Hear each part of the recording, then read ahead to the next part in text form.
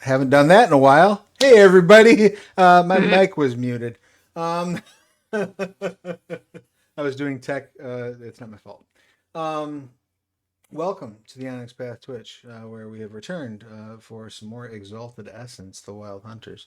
It is episode 4. We've been away for a little bit because we had some stuff to do. So um, let's do a brief recap of where we parked. When last we met, our adventurers had successfully completed their wild hunt, having found the strange and alien exalt named Summer Rain, and defeated her in battle. She said some pretty ominous things with her dying breaths, and then reality returned to normal. At which point, the group discovered that there was something strange afoot out in the wave crest. It seemed as though many of the pellet ships had withdrawn from the archipelago, and there wasn't any good, clear explanation why. There was enough. Yes. Before that, I realized that our camera's still kind of moving around. Oh, are they moving around? Look at that. Let me fix that. Oh my goodness. As you can see, somebody hasn't had their coffee yet, and that somebody's me.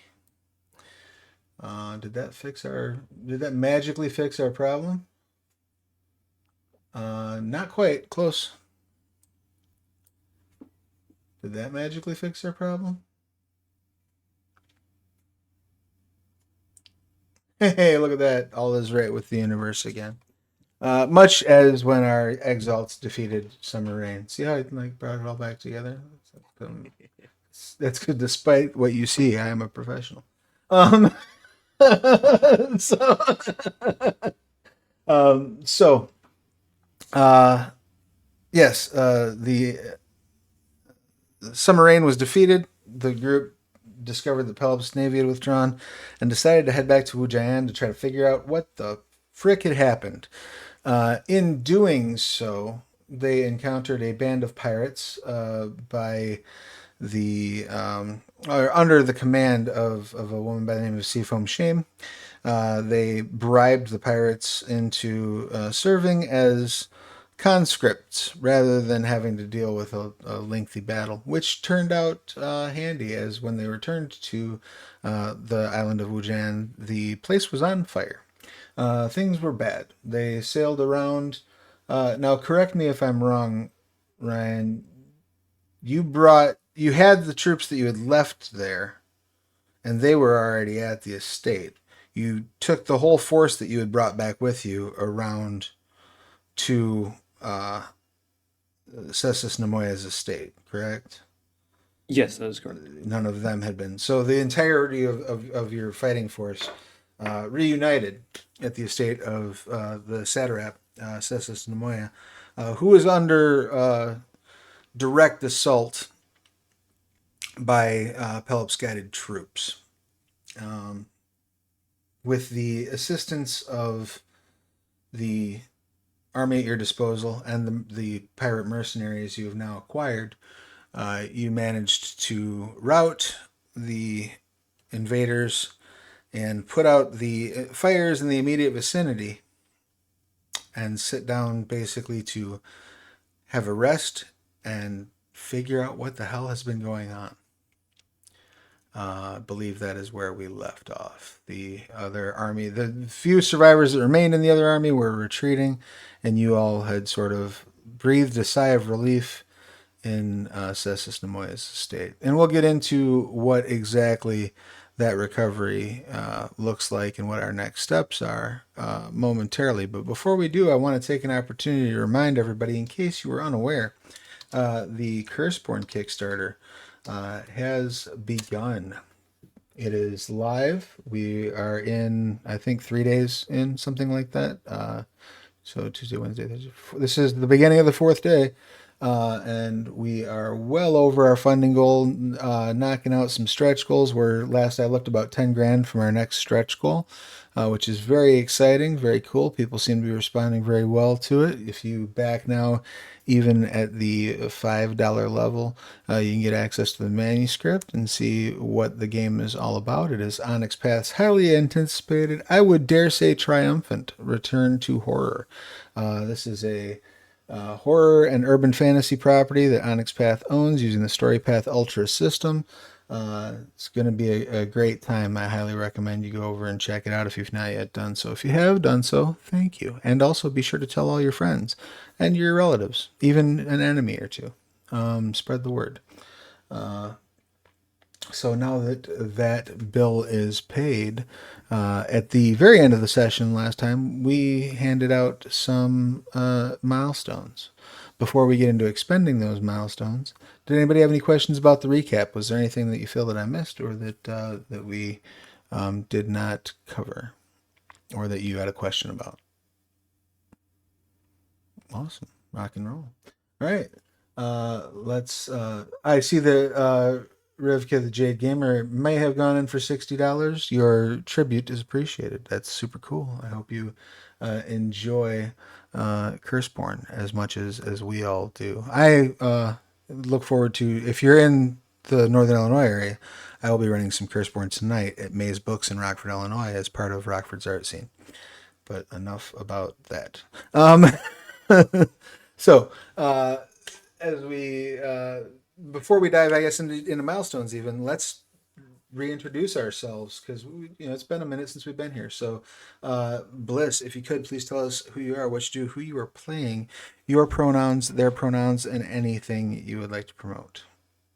Cool. I am Bliss Steele, she, her. I do spicy video game streams, and my old tabletop RPG actual play thing is on hiatus, unfortunately, but that's okay. That means I have more time to do more stuff. And I am playing Cessus Torea, also she, her, who is a sneaky spy, ranged combat, with a shadow god blessed kitty cat panther type. Awesome. That is an accurate description. Next up, that brings us to Michael. Your pertinence, please. Oh, I am Michael Hide, and I also stream on Twitch as Asterisk VTuber, and I run the Thursday game of Trinity Continuum Anima here on Onyx Path as well, and some other stuff too, but that doesn't really matter that much. I am playing Cessus Volcan, he, him, a large man with a large sword that actually has a sword, basically a sword with a page and a half description. So Yes, the sword I has have more a Google description Doc than for the it. actual character, which is Exactly. which is how you do Exalted if you're new here. That's how Exactly. Exalted works. So, yeah, that's me. Rock and roll. Thank you so much for being here. And last but never least, Ryan, your pertinence, please. Yeah, Brian, they, them. I stream on Twitch, Comrade Bubbles. I do video games, but also once every 2 weeks, I stream here on on the Honest Path Twitch channel for community content goodness. And I'm overjoyed and very tired to announce my excited return next Tuesday, covering some Trinity Continuum adventure. I'll say nonsense. I still haven't firmed up what I want to do yet. It'll probably be an adventure though. I also have a big hand in the UK Tabletop Industry Network. So if you're a game creative in the UK, please, I don't know, go and check out uktin.substack.com. There might be something exciting there. And then I'm playing Tepet Maris, a necromancer who realized that, hey, our house might have fallen on hard times.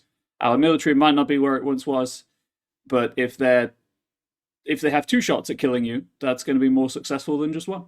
Right, exactly. Yeah. Why make friends when you can just make friends? Um Exactly.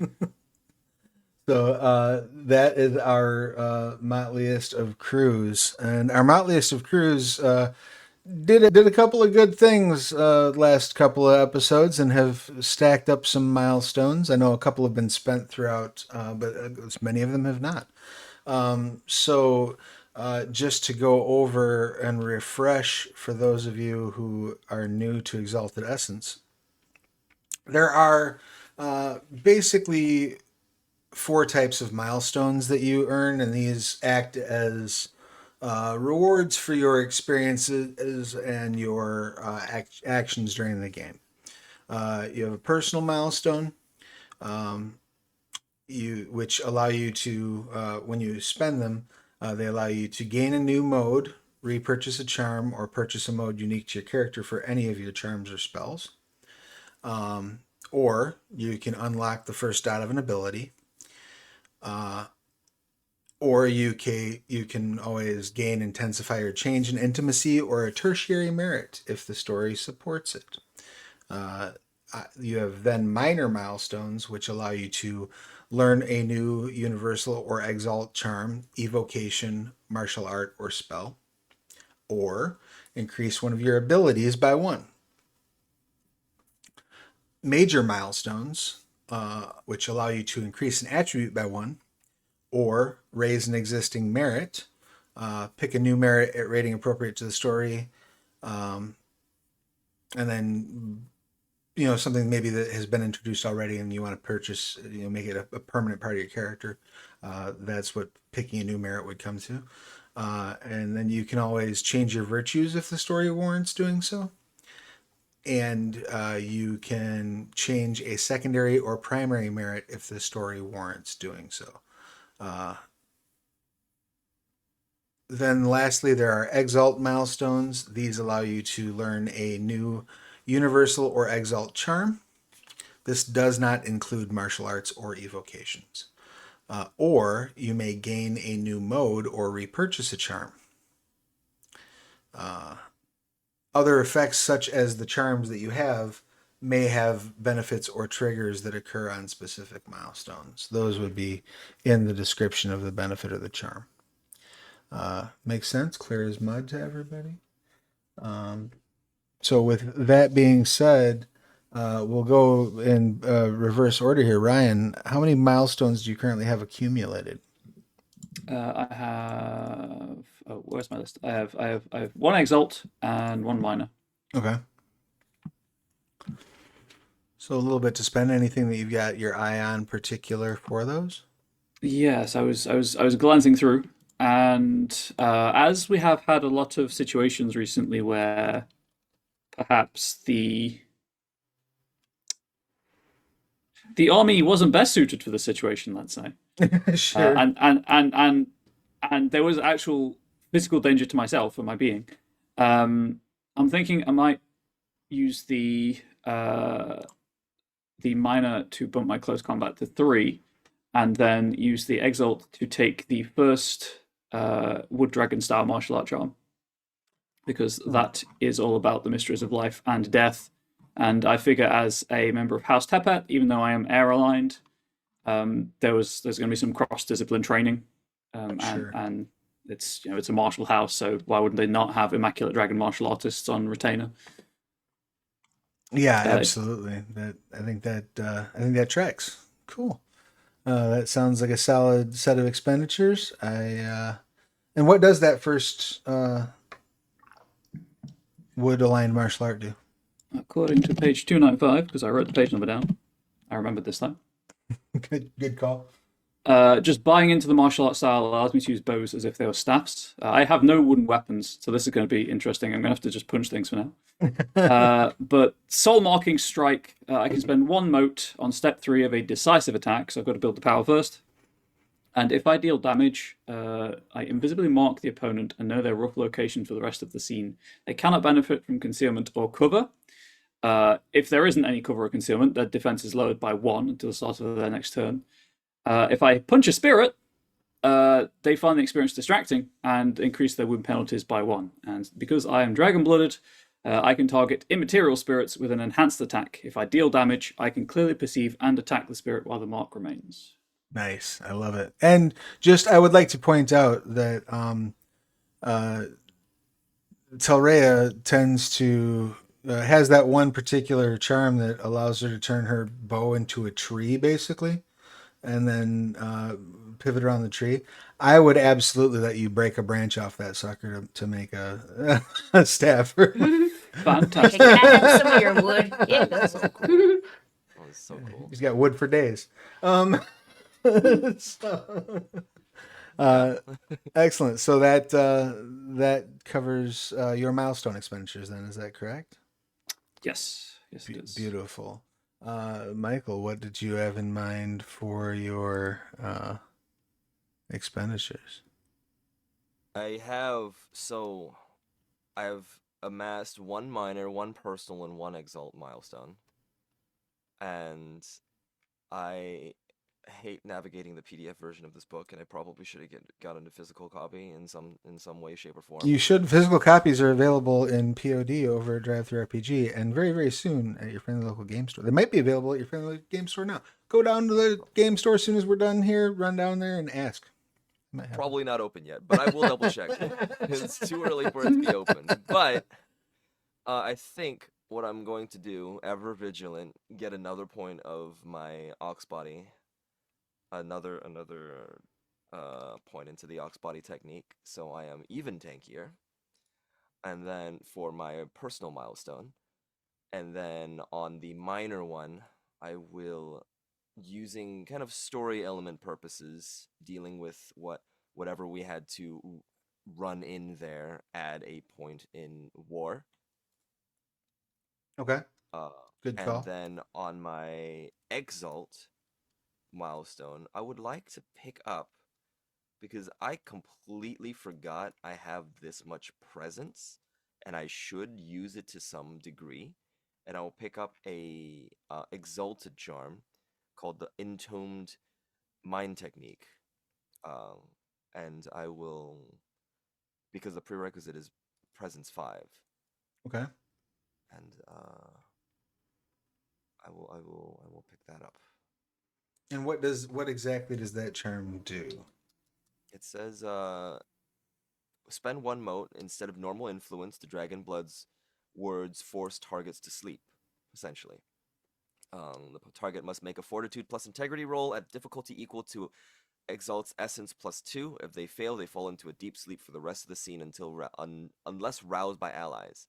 If they succeed, they suffer a 2 dice penalty to physical actions for the rest of the scene while they struggle with sluggishness. Trivial listeners sleep instantly. So Nice. there's that. That's handy. That Yeah, so we're keeping that. nice. And then, did you have any remaining milestones to expend?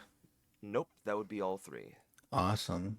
And forgive me, I forgot. For some reason in my notes, I do not have your character's first name. Volcan. Volcan. Sexus Thank you. Volcan, yes. I was looking. Technically, Sexus Volcan. Right. As far as anybody knows, Yeah. that's the important part, right? Yeah, that's not the goal. Volcan means trustworthy. We all know this. Yeah. And then for Telrea, you had how many milestones left up, Bliss? One minor, one personal, and one exalt. Excellent. Did you have anything in mind that you'd like to spend those on? So I kind of forget everything that you said I could do. Sure, But that's I have okay. a question. How do you increase your essence? So your essence itself increases basically when I say your essence increases. What my plan was to introduce an essence increase at the end of this session. Okay. Unless there is a major cliffhanger, at which point, whenever we resolve said cliffhanger, your essence will increase. All right, because I was looking at elemental burst technique for a new charm, but you need to have essence 3 for that, and I think we only have 1. Right, you're currently at essence 1. Yep. Right. So, I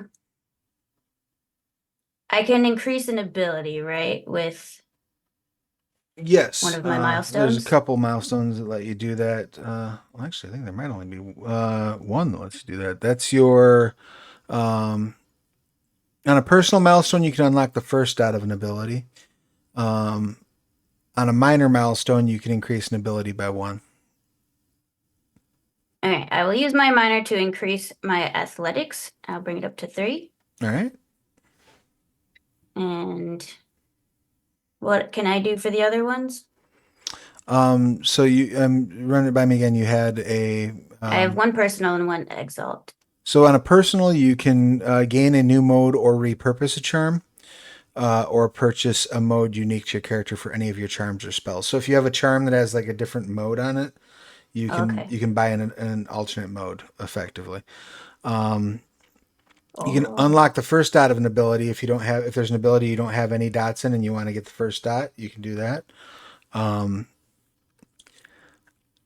I might recommend if you don't have navigate, picking up a dot of navigate. I can't remember if you oh, that's true. did I or didn't. actually I do. I'm at 3. Okay. So, Cool. And then you can also gain, intensify, or change an intimacy or a tertiary merit if you wanted to. So, like, if you wanted to say, like, part of this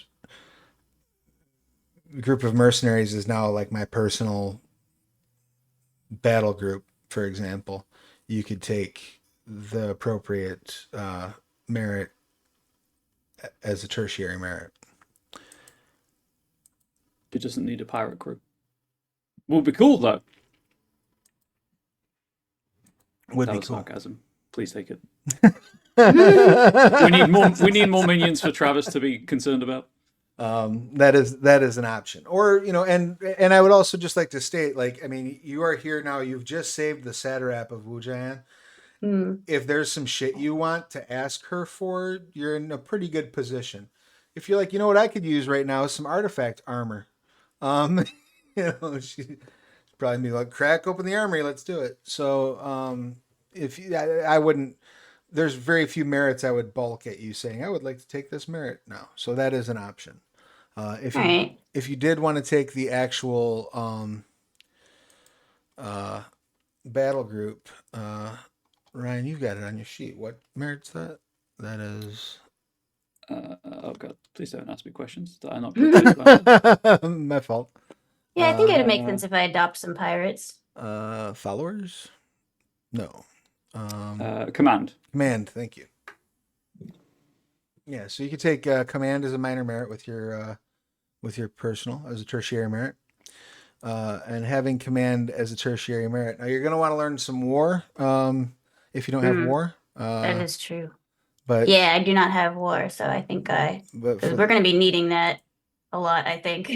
So yeah, that is a good option. But for the moment, it does grant you access to them. So you have a size 0 group of the mercenaries, and that would be a small handful of them that are like your loyal guard. So like we'll say six pirates that will just follow your orders, and then your other one was a major.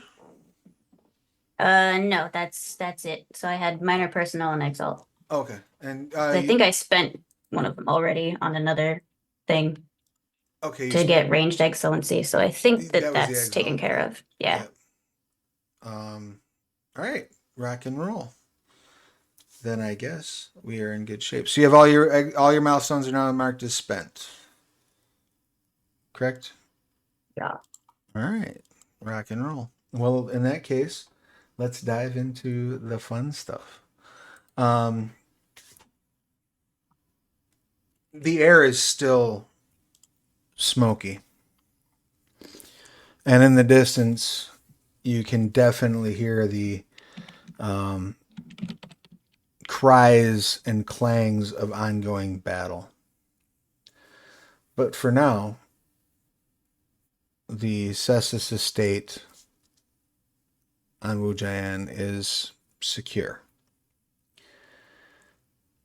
what would you all like to do to do you want to put some effort towards further securing the place? Do you want to I'm assuming that you personally will be getting together with Cessus Nemoya and Tepet Barrel to figure out what the fuck is happening. But what would you like to have your forces do? I guess we'll start zoomed out and we'll zoom in to what's happening. So zoomed out wide, half of Wujian is on fire. As we zoom in closer, your immediate area is more smoky than flaming. Um, are there still enemy combatants on the island? On the island, absolutely, tons of Okay. them. You have secured a modest, comparatively modestly sized estate. Probably all told, probably 40 acres of land that you have secured. There's and you've probably about 60 acres if you count the trails that you also secured, like coming up from your side of the ocean. Okay. So If that's the only area that if you're sure that- is secure at the moment. I think if that's the case, I'm going to spend the time actually to kind of go over if Cessus Nemoya has like some sort of war room or something like that with some sort of map.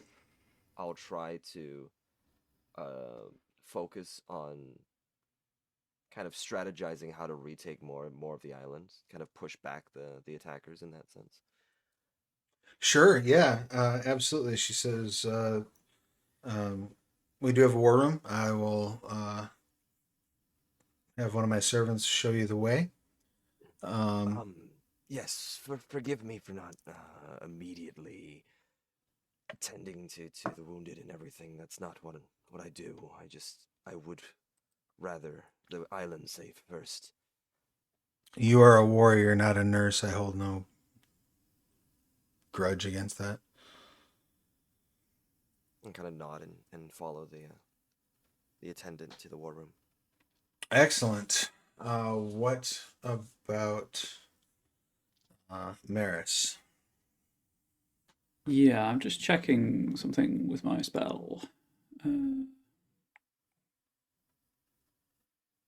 I think it's until the end of the scene.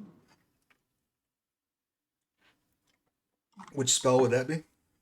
Raise the skeletal horde. Oh, yes. Crumble to dust at the end of the scene. So I guess once the combat ended, they would have crumbled to dust. That's fine. Because it's not nighttime. Right. I'm assuming.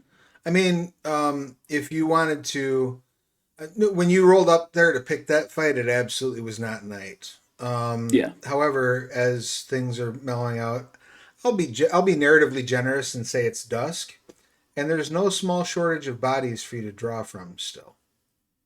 So if you wanted to cast it again, so that you have an army of darkness, as it were, standing on the outside of the property, that would be absolutely fine. I'll do that then. Do you want me to roll for it? Because I have to generate will. Just out of curiosity, is there anything that your roll impacts with the strength of the force? No, I just need to generate 4 will to actually cast the spell. That's all. I will let it stand to reason that you can sit there long enough and think real hard and generate well. Fantastic, thank you. So yeah, I'll have the undead. Or I guess technically they are just dead. They're not sentient. Like guarding the perimeter of the satrap's estate with the. I'm employing that age-old psychological warfare of the invaders are on the front lines. Right. So they have to kill their friends to get through to everyone else. But then I would instruct my legion, the entire battle group, to take the port so that the invaders have no escape. Okay. Do you want them to um, go back down the path and take it by sea, or do you want them? Yes. Okay. Take the ships, and then if deemed, safe enough, take the port, and then just leave once all of the Peleps invaders in that area have been dealt with. Because I'm assuming, and I'm leaving obviously my officers to their own discretion, and explaining the assumption I'm making that the majority of the Peleps forces are probably on the island itself, doing whatever they're doing, with only a token guard defending the port from the land side. Correct me if I'm wrong. You did not do a whole lot of direct observation of the port as you were sailing in because you were trying to sail around and avoid them, correct? We did not, which is why Right. I'm Okay. So I'm just making sure that we are both aware that you are bringing a whole bucket of assumptions to Yes, this port. and I'm making that perfectly clear to my officers and leaving it to their discretion once they get there if the plan is workable or not. I'm Okay. not going to order them to their death because I'm acutely aware of the fact that, again, house resources are not where they once were, and every life, even though I can reuse it, is Yeah, but valuable. air fresheners are not a thing, so let's. You can only recycle so many times. Exactly. Water and dead people. I don't know about this, man. Yeah, exactly. Yeah, I'll make it clear to them that unlike other members of my family, I'm not sending them to their death. It's if you think this is workable, fine, have at it. If not, retreat to a safe distance. Sure. I tell you what, why don't you go ahead and give me just for future reference and take note of your result. Give me a war roll, and let's do that. I'll give you 2 stunt dice for your description of your plan. Do you have a preference for attribute? No, it's whichever you feel is most pertinent to the situation. Cool. I'll take force then, because that seems like a very forceful thing to do. Is just to send off an entire army to crush another army.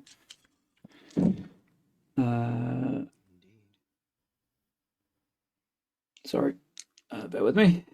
Sure. It's TN7, isn't it? Yes. Yeah, cool. So that's. I believe you defer to double 10s, and then Yes. some things grant double 9s and double 8s. Yes. So I'm looking at a total of 7 successes that I'll make a note of. Excellent. Yes, please do. Thank you. Also, just a quick reminder about stunt dice, because I'm not sure if we've ever gone over this entirely. But when you are awarded stunt dice, you may choose to use them right away. You may bank them, and you can have as many banked up as you want. You can spend stunt dice to restore a point of spent power or gain a point of will. You can spend stunt dice to slightly modify the scene, such as declaring items or people who were not initially present, or shift the flow of action within reason. This is often part of the stunt's description itself. Once per session, you can spend stunt dice to instantly learn a new charm or acquire a new merit within reason. This uses up a minor milestone, which is spent either immediately if you have any banked, or the next one that you get, basically. And you may also add dice that do not count towards the dice limit to any rolled action that is not damage, including lending them to another player's action. So just FYI, just want to make sure that everybody knows all those things are available for stunt dice. And I will pop that in our handy dandy group chat so that you can all, in the Zoom, so that you can all kind of see that that's a possibility for you as well. Theoretically, anyway. Whoa, hey, everything just fell apart. Hold on. There we go. That's better. I don't know why Zoom is giving me such a hard time today, but it sure is. Um, that's formatted terribly. My apologies, but the whole list is in there in the chat. So that is that action, and then once you've given those orders, where are you going specifically? I would just wait in the war room to be on hand for All right. any plans that are being made. Excellent. And then, what about Tilray? What is your plan?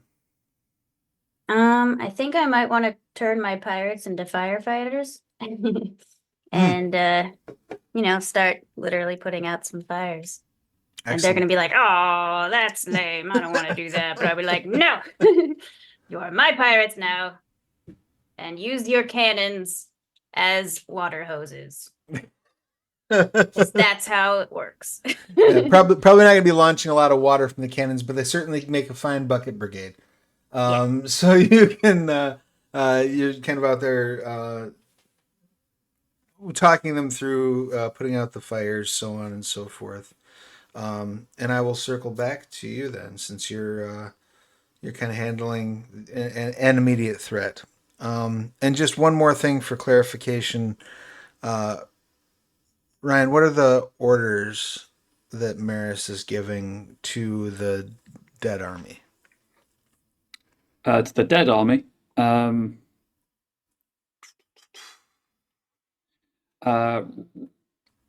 Obviously, without I don't need specifics, but how many of the satrap's personal forces survived? They're a size 1 army right now. Okay, There's like a dozen of them. cool. Not much. In that case, it is simply to just barricade's the wrong word. I can't think of the right word right now. But just barricade the outside of the satrap's estates to perform. Basically, as an ablative armor to absorb any charges Hold until. the line.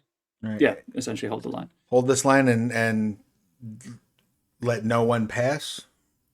Is drunk guy still alive? Drunk guy is still alive. Yes. Yay! Made it. He's like missing a leg, no? He does have He does have a leg off, but he is alive. They are technically mindless, so I'm taking that as I can't give them I mean, you could say incredibly complex instructions. right, but you could say let anyone wearing this color through, for example. Or Yeah, that's where I was going with that. And if you're happy with that, then yeah. If like anyone in Cessus colors arrives, or any Tepet colors arrives, right. they're fine. But if it's anyone in Pelops, don't chase them, but just kill them. Sounds good. Cool. I love it. So that brings us then into the war room itself, where Vulcan and Maris and Cessus Nemoya is resting in the makeshift infirmary, as is Tepet Barrel at the moment, over much protest. Tepet Barrel's like, just put a stick on it, I'll be fine. And they're like, you need to rest. You just had a leg cut off.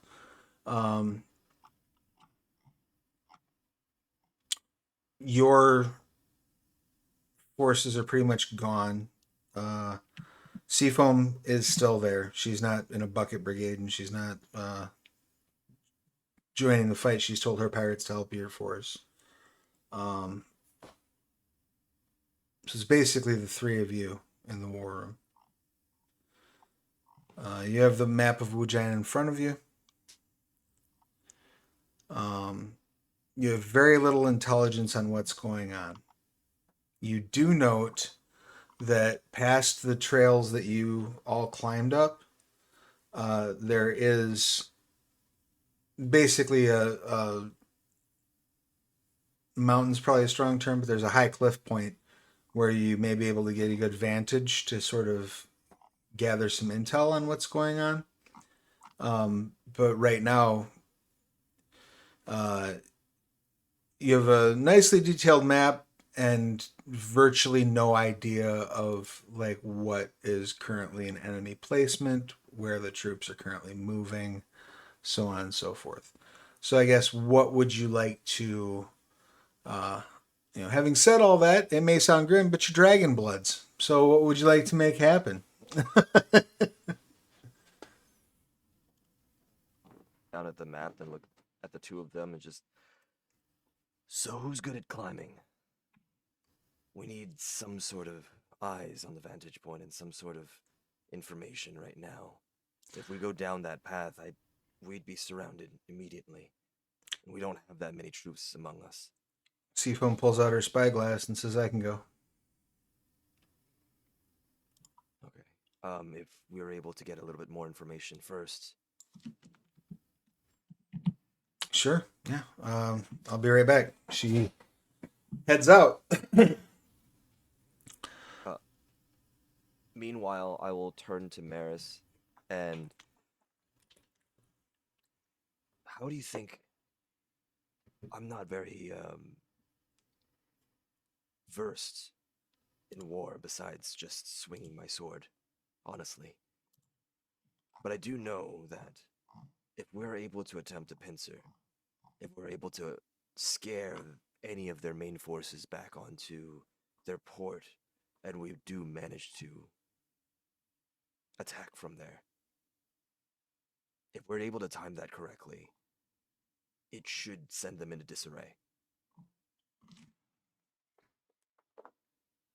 Coordination. And now that there's a focus, there's very much a reminder for I guess Michael and Bliss. Maris, when he's focused and has like a house duty, is very professional and formal about it, and then outside of that is quite absent-minded and enthusiastic about life in general. So now there's an iron focus and to the problem at hand, even though you know that he's kind of young and isn't very experienced in these matters. So how much of that is like false bravado? Who knows?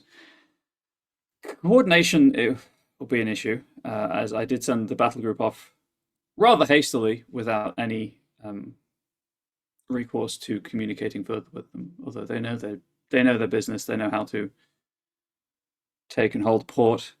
And yes, if we can somehow get the Pelops forces to Wujian's docks without before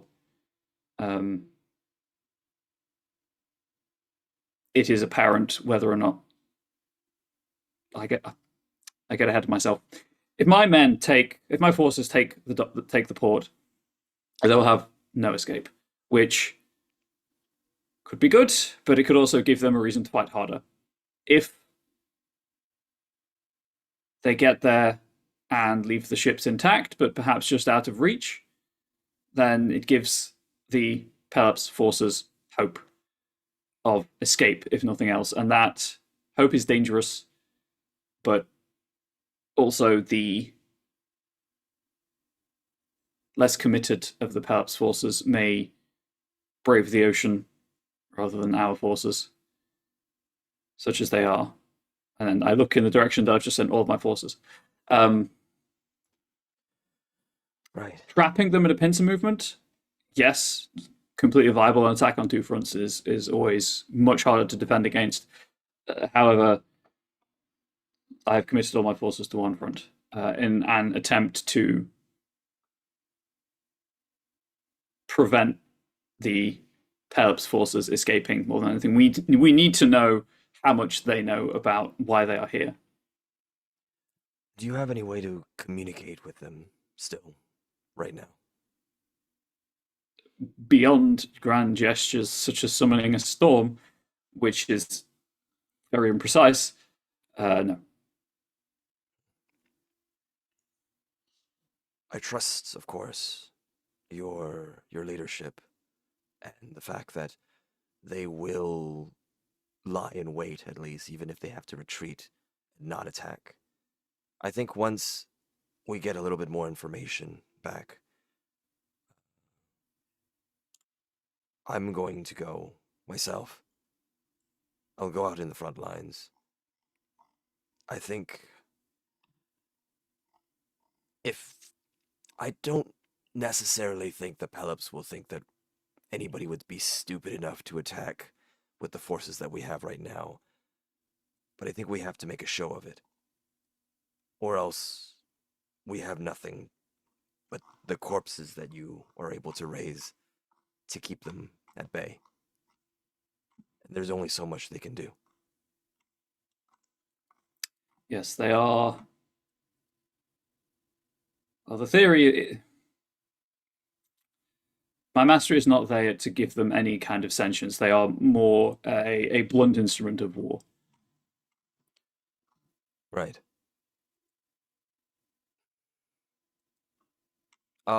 In that case, I'm gonna be very quiet about everything afterwards, kind of almost quietly contemplative, and then I'm gonna wait for the kind of hopefully the vantage point, like the information comes back, and it's a little bit positive, maybe. Sure, I'll let you know when that information comes back. But I have a feeling that as you are looking over the map and just trying to sort of give some just kind of like it's very hard not to almost run. Well, if we can get through here, like we can do X, Y, and Z kind of scenarios, Yeah, So I do since have a go ahead. quick question. Sorry about that. Yeah, no, by all means. The how f- what's the distance between the estate and the port?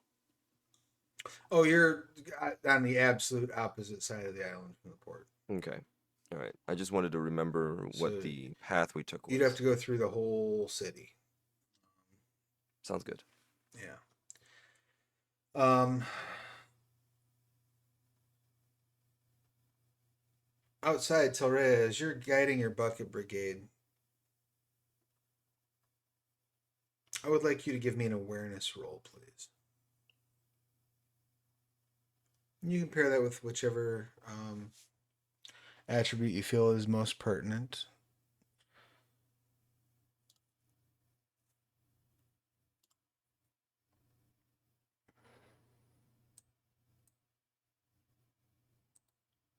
What's a success again? What number? 7s and better. 10s count as 2. Okay. 1. Excellent. So it's hard to make out anything. You've got the sun just now sort of dropping out of view. Smoke kind of everywhere, which is being exacerbated by the fact that you're actually actively pouring water on fires. That's kicking up more smoke. So unfortunately, you don't see or hear anything that draws your attention until you find the battle group, the undead, engaged in what seems to be a very lopsided fight. What size battle group do you generate with that that spell of yours, or is it just based on the number of corpses available? There was a clarification on this. It It's appropriate to essence +1 to determine the rank and the merit. I think it's. Please bear with me while I go through the PDF to Sure. the right page. No I should problem. write this down. Creating merits with charms. So it's a tertiary merit. Okay. No, essence +2. So it's up to secondary, which is then we go to, I guess, the command merit. Yeah, and I can pull that up real quick, I think. You might get it to me faster than Up size to 3. up to a size 3 group with elite drill, but they have 0 drill. They have poor drill. Really? So I guess up to size 4 or 5 with it says up to size 4 or 5 with regular drill. So I guess ultimately it's up to you. Yeah, I Given mean, that number range. I would say let's go with size 4. Why not? So that said, I'm gonna have now your troops are effectively mindless, Mm-hmm. so they don't suffer from fear or reason, which will come in very handy for them. I don't like the sound of that. No, I don't either. Oh, I did write it down. Curses! I just looked in the wrong place in my notes. You digging in the wrong place. It's one of my favorite Raiders of the Lost Ark moments to reach back to. So what you see when you do finally clock something is happening, Telrea, you hear the crunching of bone and horrendous like hissing and roaring, like almost like a roar in reverse. And it seems to be coming from several different areas along that front that the skeletons are holding. So what I'd like to do real quick is let's have a joint battle roll from everyone, just so that way we've got them. Well, I guess actually it's not really going to matter because from everyone who's present, so it's just going to be Telrea and the skeletons, and then the new visitors.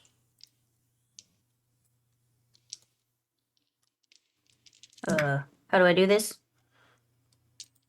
I am triple checking because I thought it was going to be in the screen, and it's not.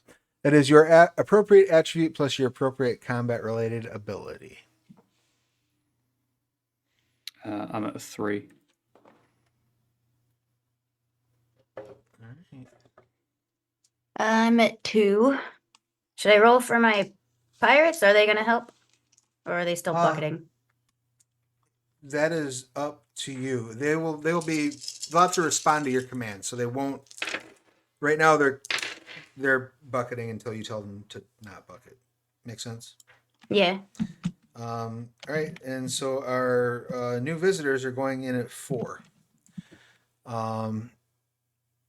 So our new visitors are going to try to chop through as much of that battle group as they can.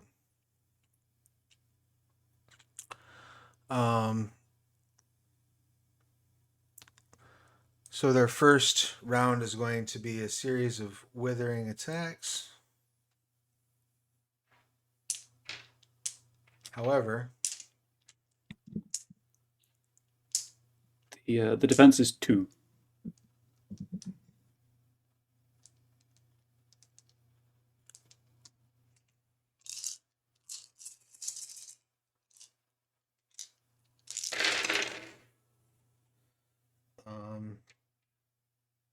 so it'd be 1, 2, 3, 4, 5.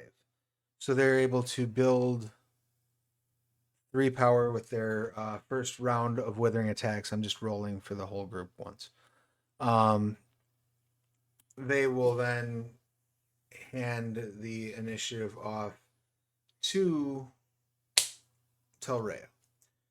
So you hear this like furious battle almost instantly kick off. Like there was like no warning. Nothing seemed to, you didn't hear anything approach. You didn't see anything approach. You just look over and you see, oddly enough, what appears to be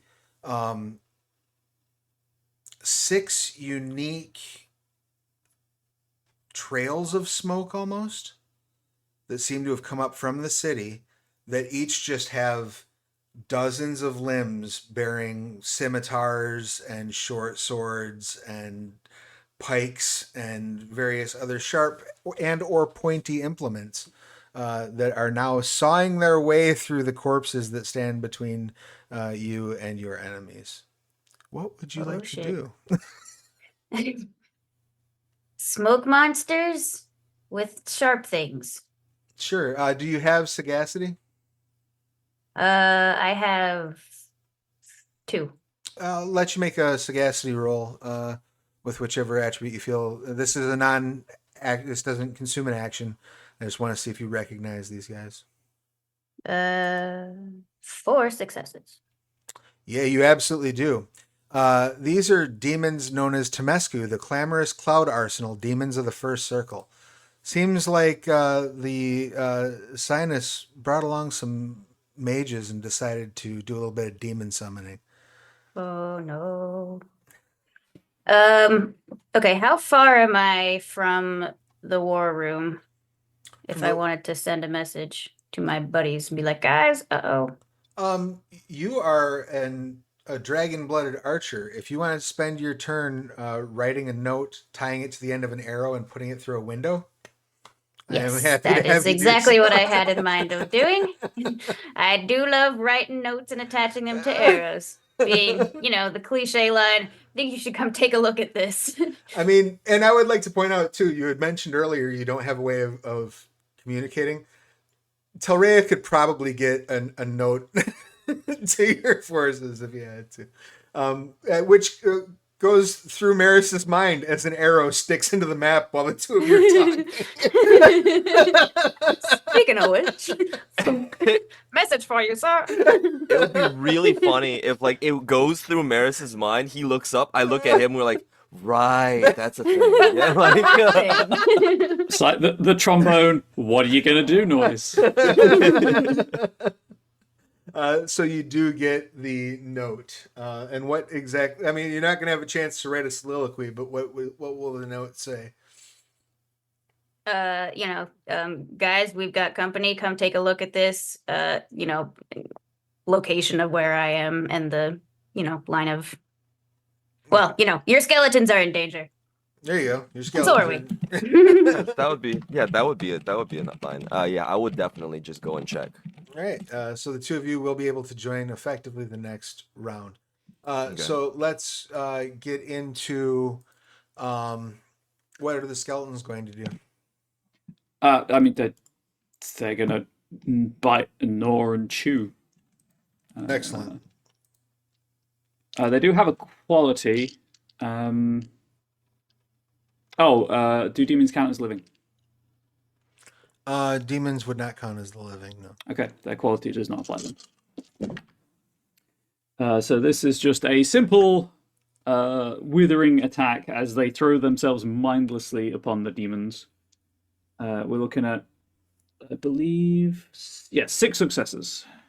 Excellent. So their defense is 5. That does So it's 2 power. Given that there's smoke. generate 2 power. However, but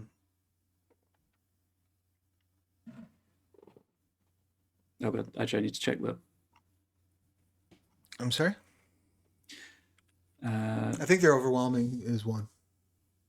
Yeah, I forgot they had something else, so I need to roll through it. So because Tappet Maris currently isn't in the scene, Okay. I may add 3 dice to their attacks because of their drill level.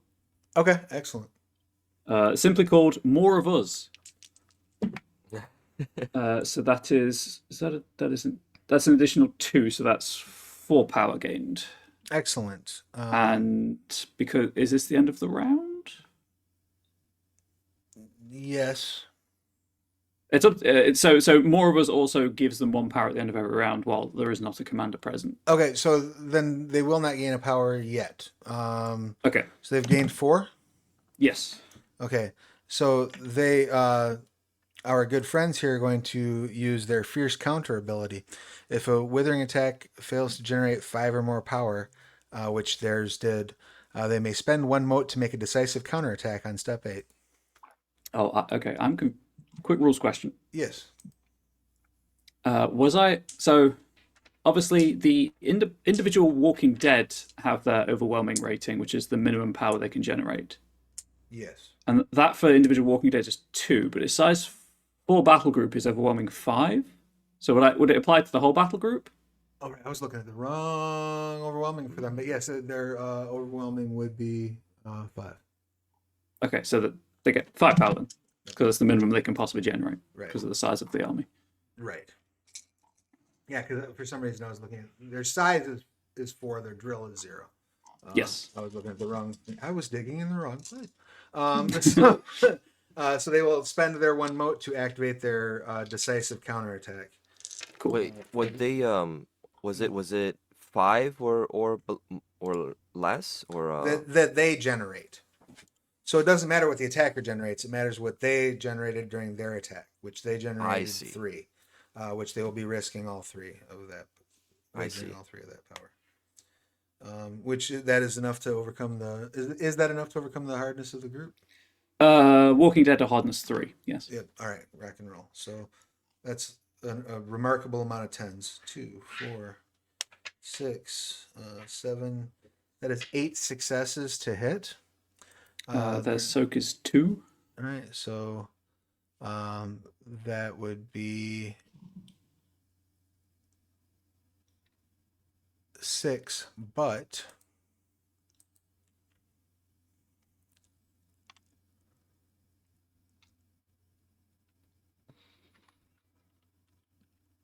they are going to spend an additional mote to activate their Principle of Motion charm. It lets them move with blinding speed, taking a flurry without usual restrictions, including as part of a counterattack.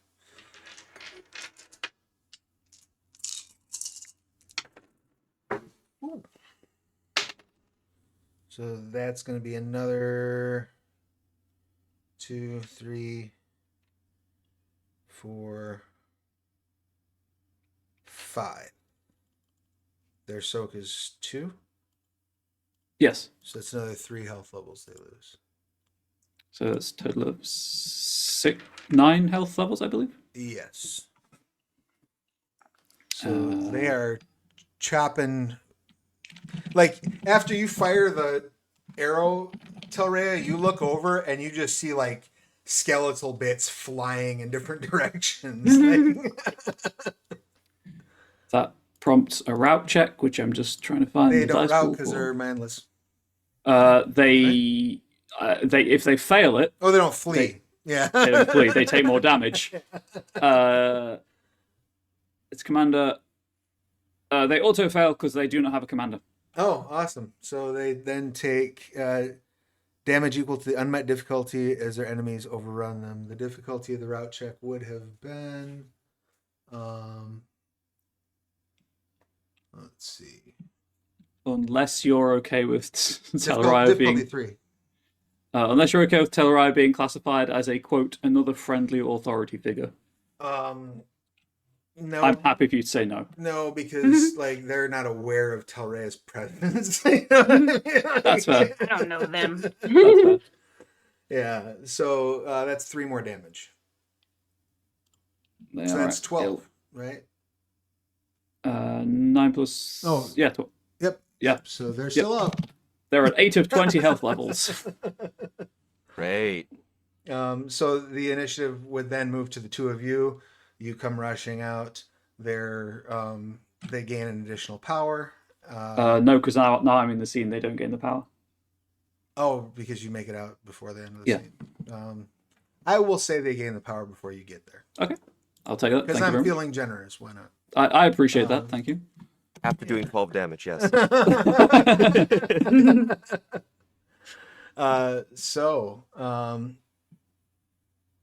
You run out and you clock these things. If you both would like to make a sagacity roll, difficulty 2, to see if you recognize what they are, you may do so. I have no sagacity whatsoever, so all I can say is, what the fuck are those?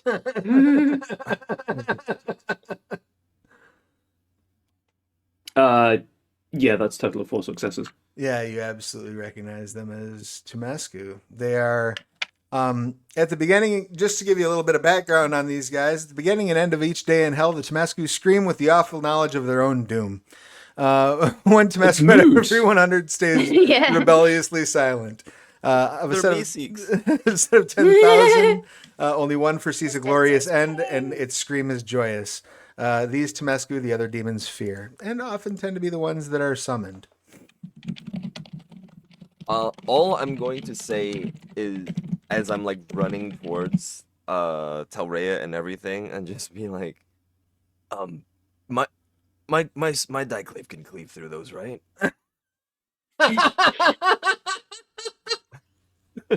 Just very hesitantly. Sure.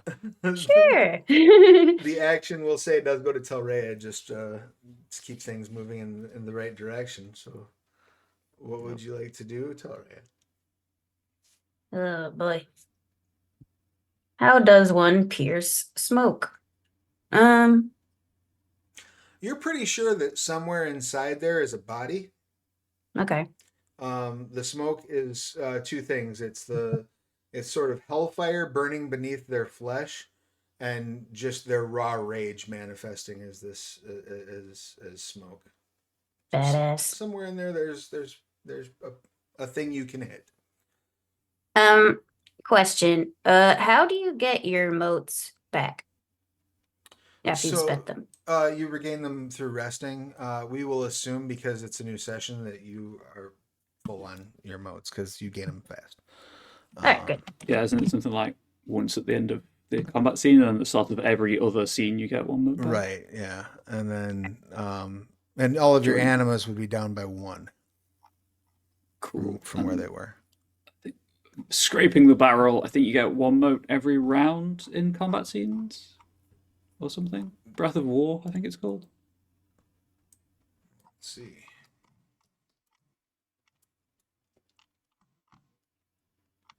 I was trying to do like a rules refresh yesterday.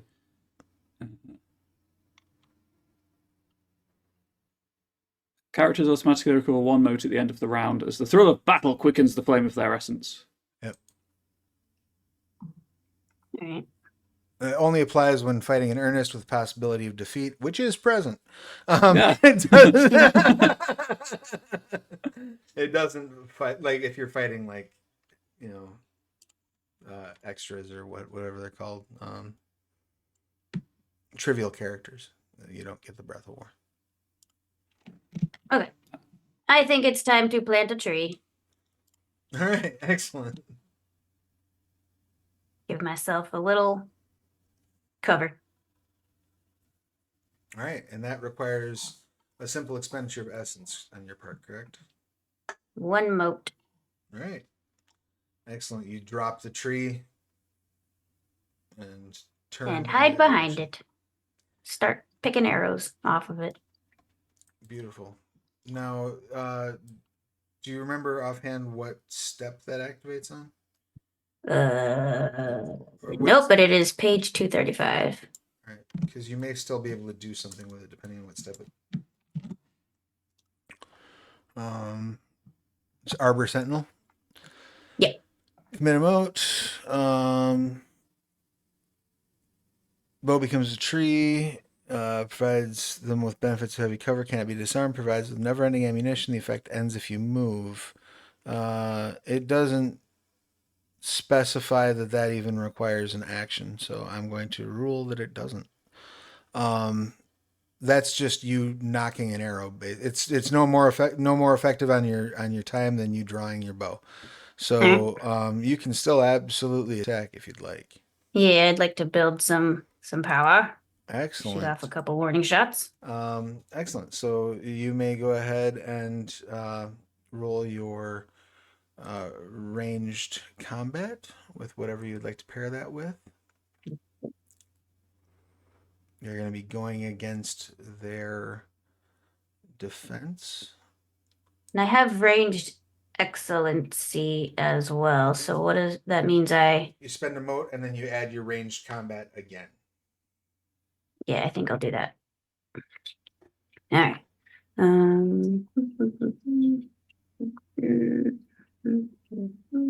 Okay.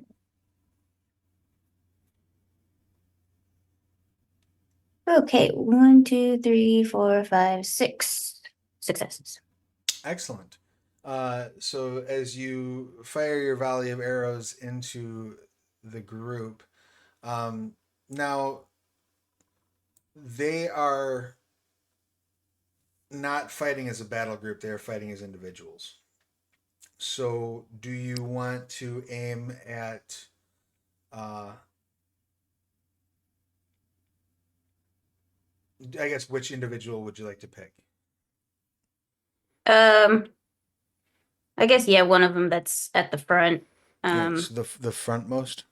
Yeah, to help out the Skelly boys a little bit. We will call him center guy. So he will be. I'm going to order them from left to right because why not be arbitrary? And we will say number 4 has just been shot at. Guess it doesn't matter a whole lot because right now you're just building power. So you will build. What's the overwhelming of your weapon? 1. All right. So yeah, and so you will build 1 power from that shot because their defense is 5. Shit. Indeed. Yeah. Who would you like to hand it off to? I'll hand it off to Maris. All right, Maris, what you got? Okay, so I'm standing there. My anima is still at 3, even being reduced by 1, so there's still a slight glowing of yeah, that weird kind of piercing blue of the sky in the eye of the storm. Sure. And I think the first thing I'm going to do is not actually it's not summon power. Generate will, for spellcasting. I'm going to take a moment to question the life choices that have led me to this moment. And then reach to the skies. I could still be at the hepatogram. I could be studying right now. Yeah, I could be safe in my room, Reading about these things, here fighting screaming demons. I will reach to the sky and through my essence, my connection to air essence, pull a storm into being. I'm going to commit a moment for storm calling strategies. I'm assuming these are individuals, not a battle group. They're individuals, not a battle group. Yep. Cool. They have a 2-die penalty in the scene. Excellent. And this lasts until the end of the scene. My allies are unaffected. It is simply enemies. And that's just an expenditure that happens whilst you are also building will, correct? That doesn't require a die roll to kick off. That just no, it just says commit 1 mote. Right, and then and that's done. All right. So, what would you like to rely on for your building of will? Just making a note. I've got 1 mote committed, and that puts me up to 4 anima at 5. That's where things get spicy for dragon blooded. And then I will take that moment to center myself and roll sagacity and fortitude to generate will for my spellcasting purposes. Also, because of one of my charms, I can send will in place of power to grant people power. Oh, nice. That's awesome. Actually, speaking of anima 5, I'm going to activate sagacity essence and spend a mote, which does push me to anima 5. Right. So, and if I'm not mistaken, as an air, that basically means like winds start whipping around you, sort of shredding anyone who gets into your immediate vicinity, correct? Yes, all non-dragon blooded within close range must make a reflexive fortitude physique roll at the start of my turn. The difficulty right now is 3, or they suffer 1 level of damage from raw elemental essence. I'm aware this will absolutely mess up my undead, but that's the trade-off for being dragon blooded. I mean, don't hop in the middle of the fight, Yeah, exactly. It does destroy terrain, but only when it's dramatically appropriate or at my choice. Sure. I mean, right now you're blowing up a dust storm. There's not really So I'll just roll my sagacity first, because that's all the dice I have available. And then I will roll my fortitude. So push all the successes to one side. Okay. Right. Cool. I promise I'm not cheating. I trust you all implicitly. Right. I need to find 2 more D10. I think I should have some in this box. There we are. Never has a more exalted phrase been uttered. Yeah. I mean, I know there's a cap on how many extra dice can be added, but it's not adding dice. Okay, so that's cool. What's the difficulty of build power or whatever, build will, whatever it is? I believe it's difficulty 3. I thought all the build actions were difficulty 3. That's what I was dimly remembering. I will double check that real fast.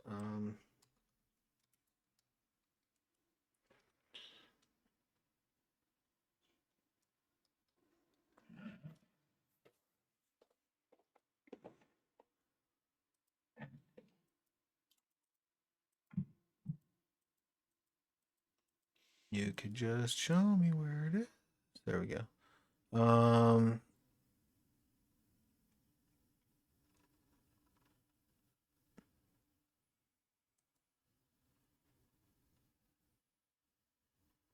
That's difficulty 3. Excellent. So as that sharing that connection to the storm essence centers me, and I for a moment am embodying the title "Still Heart of the Storm." I got 12 successes, Nice. so I think that's 9 Wow. will, if I'm Yes, doing the maths correctly. that is correct. That is all I do, though. Obviously. Where's my notes on there? It is. But then I guess I'll pass it to Vulcan. So I was afraid until I noticed that they had bodies. Now I was and then I was excited. And then once you told me that they were not a battle group. Now I'm afraid again because I can't cleave into them like multiple plural. So I think I will be accumulating power by silently flexing. No, just in a stance. It's called focus, but I am using my physique to focus, so it is silently flexing technically. Sure, yeah. But I'm going Planting to your do feet firm, getting your good grip on your blade. exactly. It's as if I'm going to take the turn to ready into leaping and cleaving whatever is closest to me later. But while I do this, I will just kind of mentally note the irony of the fact that I'm looking at a battlefield and nobody is alive besides everything is dead here. And with that, I will make my focus roll with Alright. finesse and physique. Excellent. And 2, 3, 4, 5, 6, 7. 7. That is 7 successes. Wonderful. You, as you take your stance, you can feel the energy, the power swelling within you. The struggle against every bit of instinct that's telling you to just run away as, as this wall of death is moving toward you. And then you feel it, that back and forth, and then your will press forward as you gain, that would be what, 4 power? It's 7 Yeah. successes, right? I believe so. Wait, hold on. Let's see. 7 successes. Yes, it is 4 power.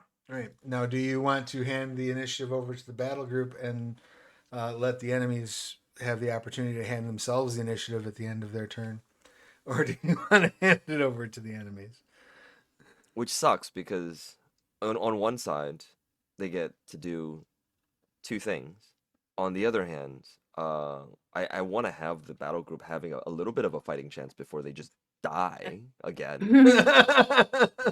I mean, they've stopped the demons from getting further. They kind of did Yeah. what I wanted them to do. If I'm being honest, they were simply there to buy time. Sure. It's just the things that were sent were a bit bigger than I was expecting. So maybe not buying as much time as I was hoping for. Like, oh, they're not fucking around in the slightest. Got it. Yeah. I mean, I think in order for me to to plan it well, I'll just give it to the enemy so that the battle group can give me a little bit of time while I read what soak and defense and hardness means because I'm gonna get attacked soon. Sure, fair But enough. yeah. Now, last round, I did basically just make one roll for the enemy against the battle group for ease. I'm not going to be making things easy at this point. So, so the one in the center, the one that had some arrows flung at it, is going to sort of, I guess, for a perspective of in order of actions, is going to go last. The idea being that the others are going to try to cut through any resistance from that wall of zombies, so that that one can move forward toward Telrea, if that makes sense. So the first one is going to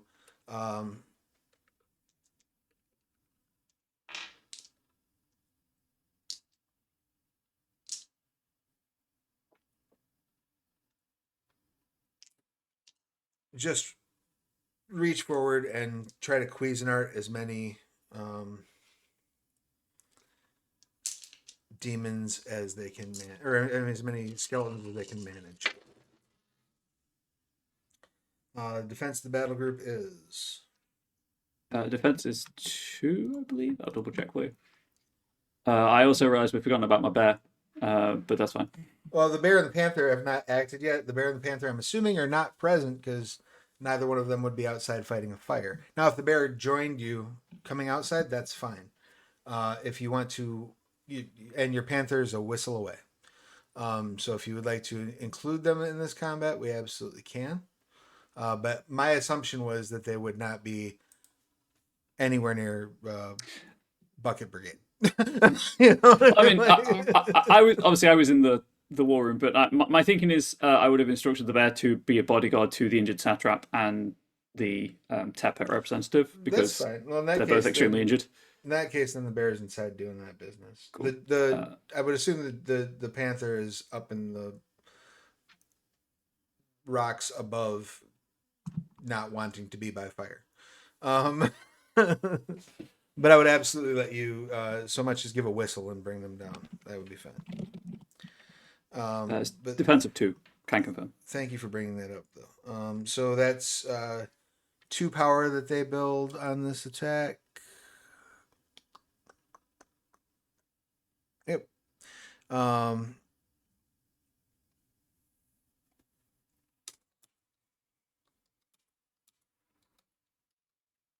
The second one is going to also try to chop through as many as possible.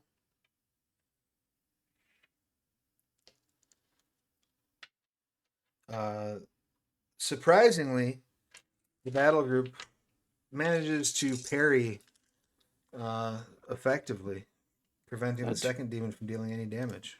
That 2-die penalty coming into action. Great. Precisely. Then we've got. Let's see.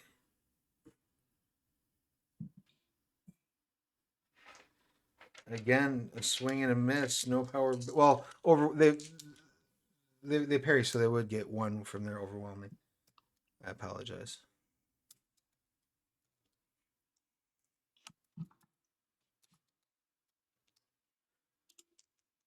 Four has already declared what they're doing. 5 is going to build power. That's a 3, so that's 1.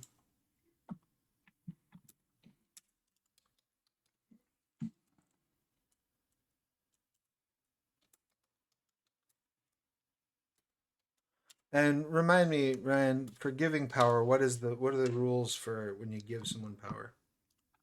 I believe it's just that you use your action and Use your action to do transfer any number of power across. I'm in the combat actions section right now for perhaps obvious reasons. Sure. Power exchange. Using a simple action to transfer power from a character's pool into an ally's within close range, abiding by the normal maximum power cap, and you can flurry it if you wish.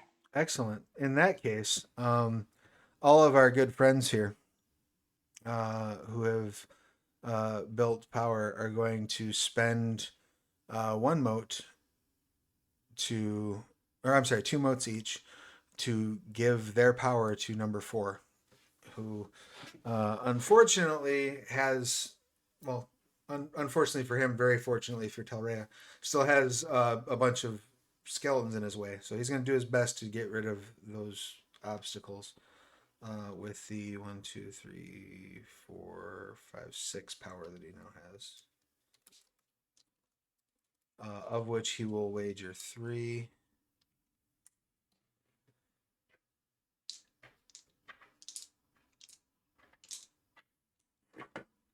and hope for the best. There we go. That's 2, 4, 5. So 3 of that gets past their soak, or 3 of that gets past their defense. The soak is 2. Yeah. Yep. So they take 1. Is that correct? That'd be 3, wouldn't it? She rolled 5 successes. The soak is 2. Oh, right, because they don't have to overcome the. Yeah. There's no difficulty. Well, difficulty is soak. Right. So yeah, you're right. Yes, they would take 3 then. Right, now I need to make a grab check because mindless. I believe it's war.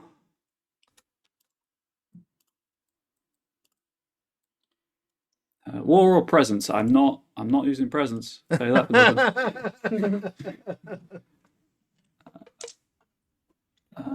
War 3.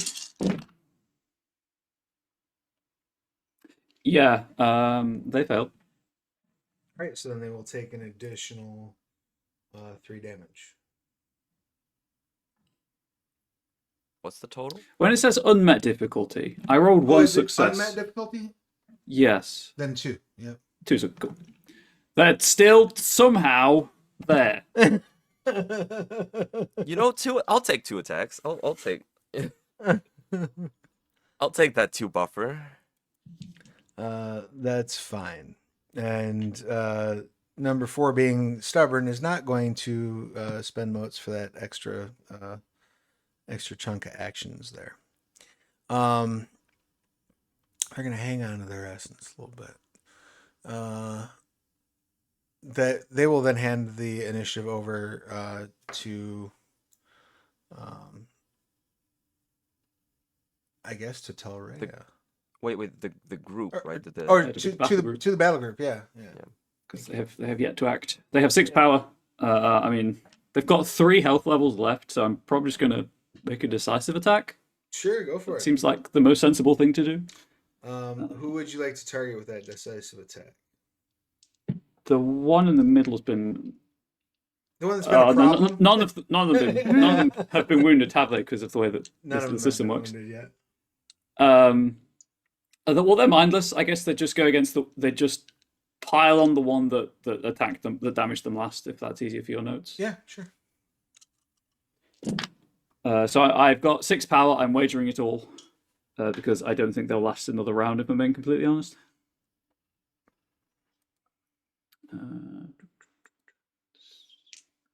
Yeah, those are all misses. So that's a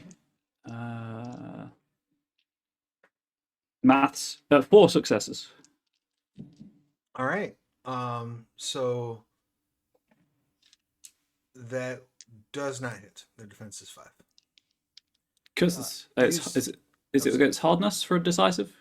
Oh, no, it's wait. It's Hardness defense is to for hit. the power. Right, but you're. Gotcha. You don't. Gotcha. You don't. It's defense either way, and then it's hardness if you're making a withering. Soak if you're making a.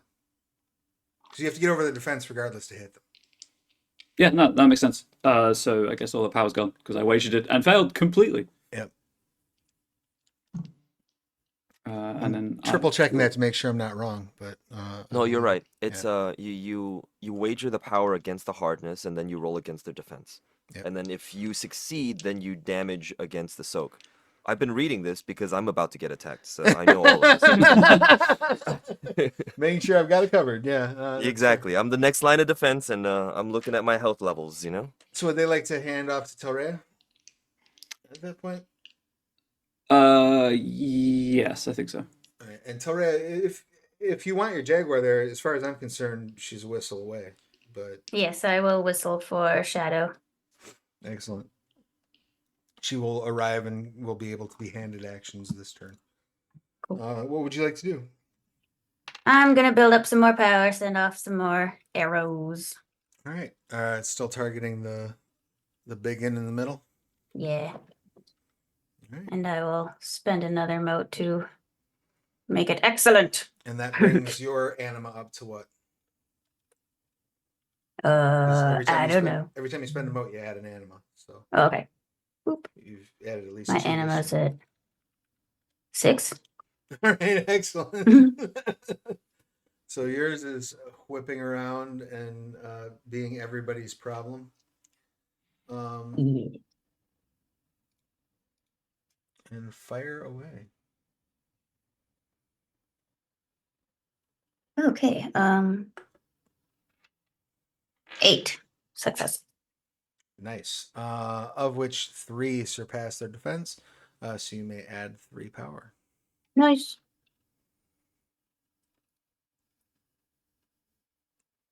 Anything else you would like to do? I don't think so. Just wait for Kitty to pounce. All right. Would you like to hand the action then over to her, or? Yeah, sure. Kitty arrive. Think Kitty will build some power as well. How would she like to go about doing that? I think that she's gonna target one of the ones that hasn't been a problem yet. Come in on the side, do a little flank action. Excellent. I'm going to give you 2 stunt dice. Feel free to ask me for stunt dice, by the way, if I'm not handing them out nicely enough. I'm going to give you 2 stunt dice because, to me, attacks like this tickle my inner filmmaker because I think there's nothing funnier than something either being dragged from or dragged onto camera. So the idea of like you're seeing this fight and like I just see it through Vulcan's eyes and he's standing there like, oh shit, this is gonna be bad, and then just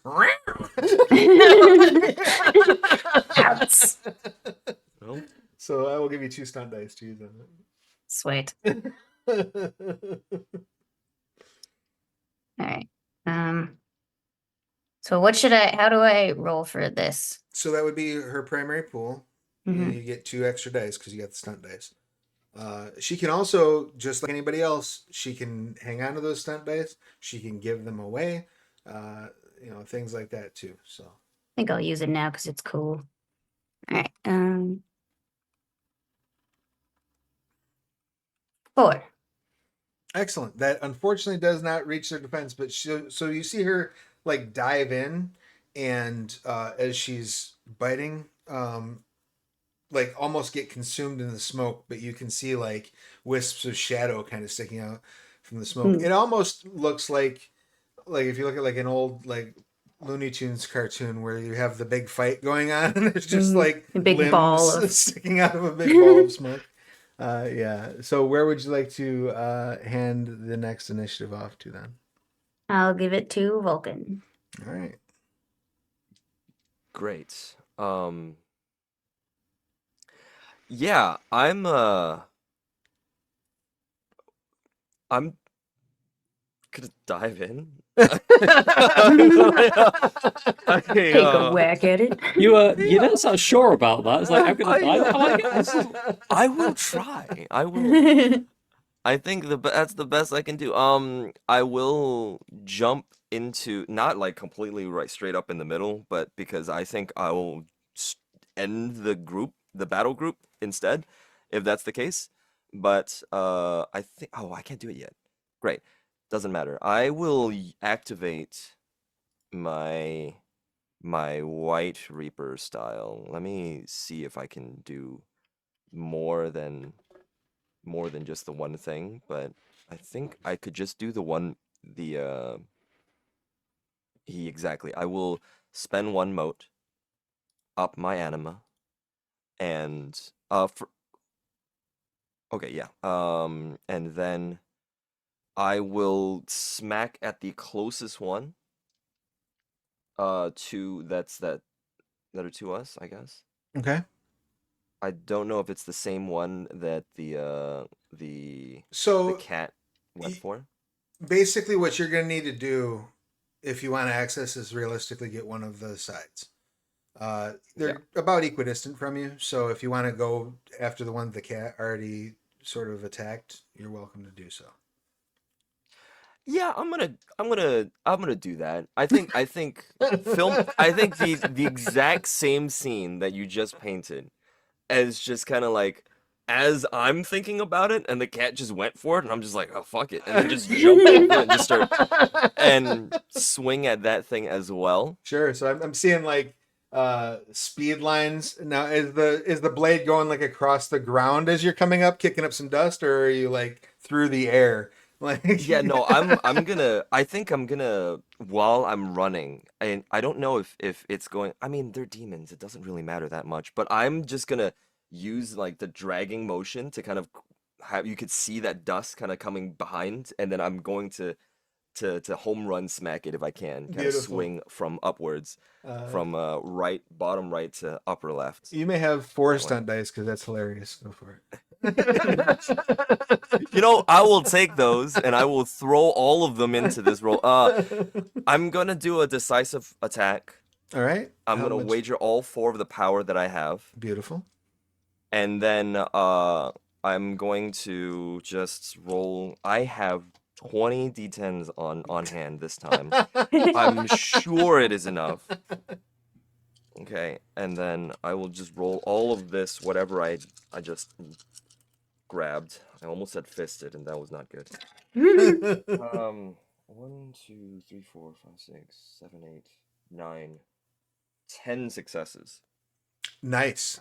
So 10 will clearly defeat its defense with 5 above. So your wager of power was successful. Nice. So the way that it actually works then is um, you have your extra successes, Mm-hmm. any modifiers that you might have, Mm-hmm. and then including no, correct me if I'm wrong. The accuracy of your weapon is figured into your attacks, correct? I think Yes. yeah, accuracy was what automatic successes on the attack Accuracy was roll. automatic successes on the attack. It's Cool. damage, I think that I get to add. I believe. Right, well, so any extra successes that you got from the attack, so that's 5. Mm-hmm. The amount of power that you would spend, so you had wagered all of it. You So can it's 4. you can spend all of it, or you can spend less than that. You do not have to spend everything that you wagered to beat the hardness. Does that make sense? Yes. Well, I mean, the hardness is already Or, I mean the soak. I'm sorry. the soak. Yes. Okay. And then also I have a +2 damage on my heavy melee weapon. All right, excellent. So that's 2 additional. So Is that 2 additional dice or 2 additional successes? it's 2 additional dice. So you roll all that stuff. I believe the damage bonus on a weapon. I thought it was like accuracy. I thought it was the auto success. It might be auto successes. There's a lot of things that do grant auto successes. In A weapon's damage adds successes to the damage roll. Yep. Perfect. So I'll put. Yep. Accuracy adds successes to attack. Damage rolls adds successes to damage. Beautiful. All of this effort put in to stop people rolling absurdly large numbers of d10, and we're still rolling absurdly large numbers of d10. Yeah, It's yeah. nowhere near. Well, I mean, I didn't prepare 30 dice, so that's good. Right. I I haven't been think adding I'm my just gonna- weapon +1. Whoops. Yeah, I think I'm just gonna swing. I'm gonna swing all of it. Because with my White Reaper form, I get double 9s. Nice. Yeah. So So then you got 4 power, 5 successive hits. That's 9, and then you will 9 have 2 auto successes off the damage of your. sounds good. Oh my god, thank God for the double 9s. I rolled 3 9s. Nice. Nice. 1, 2, 3, 4, 5, 6, 7, 8, 9, 10 damage. Wonderful. Get That him. is going to cause a real problem for our friend here. As their soak is 6. So Oh. they will take 4. Yeah, they're not fucking joking around, man. These are Yeah, terrible demons. No, they Um, really aren't. I also get a halo from that attack. So I think from that I'm swinging the giant green jade blade, and as soon as I cut into it, almost like it just that particular motion also just circles a halo around my body. Nice. So there's like a white halo that kind of generates. And is your Okay. anima 5 yet? No, it is not. It is at 2. Okay, excellent. Just want to make sure there wasn't any more additional damage. All right, so you have. It occurs to you as you hear this thing wail in far That's a less joy. pain than you would have expected, and far more Okay. anger than you would have thought was coming. It occurs to you you've drawn the first blood against these things that has been drawn in this fight. As you look around and see the battlefield littered with bones. How many of these things are there again? 6. There are 6. of I them. see. There it is. Okay. That who would you like to hand the action off to? Maris, would you like to do something while I am right here in the middle? I see this happen, and out of character, above table, however you want to phrase it, I was going through my charms and my spells to be like, what could I do to contribute? And then this is a mature stream, right? Sure is. Yeah. I've made what we in the UK like to call a huge cock up, in that all of my spells require ranged combat to roll, and that is the one skill I have 1 dot in. So that's not helpful in any way, shape, or form. Oh no.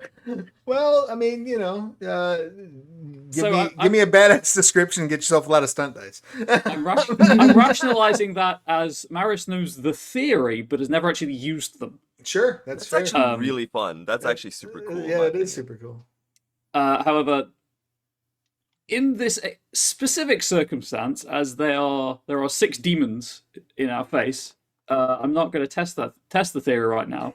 How is Telraya doing on power? I'm at 4 now. And Vulcan's at none, correct? None. Yeah. Okay. And where's Shadow at power wise? Well, it didn't get any last time, Yep, so right? 0. So Or, well, 1, yeah. whatever Shadow. Does Shadow have an overwhelming score listed anywhere? Not that I know Then of. yeah, 0. Okay. And like metagaming, but you said their hardness is 6. Their soak is 6. Their hardness is 2. Okay. So I will. Defense 5, I believe. Oh, that works out quite well, actually. So I take a moment. I see this successful blow against the screaming demon, and reach within me, and then utter just the pure language of creation. And I'm going to transfer power. I can use will in place of power for this, and it becomes power when it reaches the target. And I'm going to give 3 power to everyone. Excellent. Nice. So I had 9 will. Love that. And that doesn't eat an action, right? That's a simple action. It can be flurried if I want Yeah. to, but it is a simple action. Do you intend to flurry it, or is that you're going to be your whole? I need to check a page reference because obviously there's no roll required to that, so the flurry penalty doesn't apply.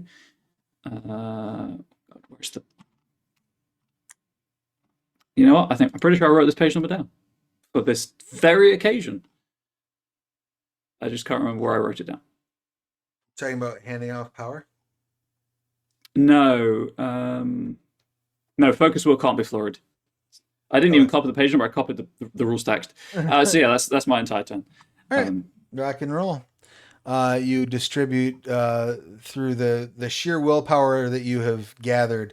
You reach out and sort of send this wave almost of just motivation of raw essence of your unadulterated, unabashed knowledge that you are the fucking princes of the earth, and you just shove that out to everybody, and everybody gains 3 power.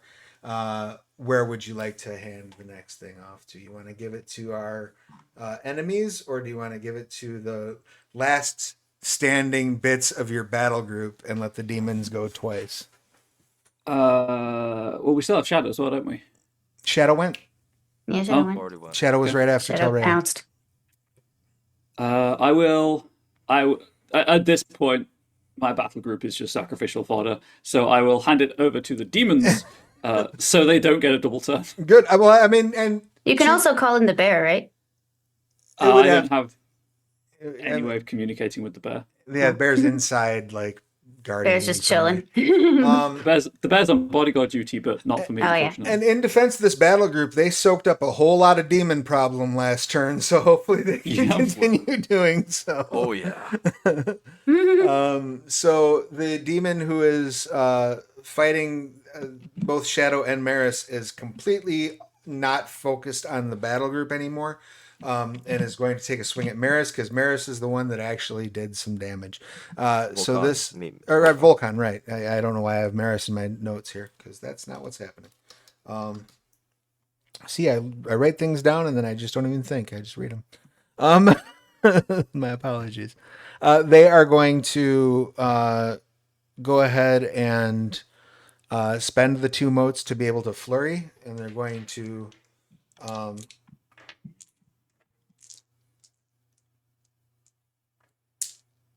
actually, this doesn't flurry so much as it turns their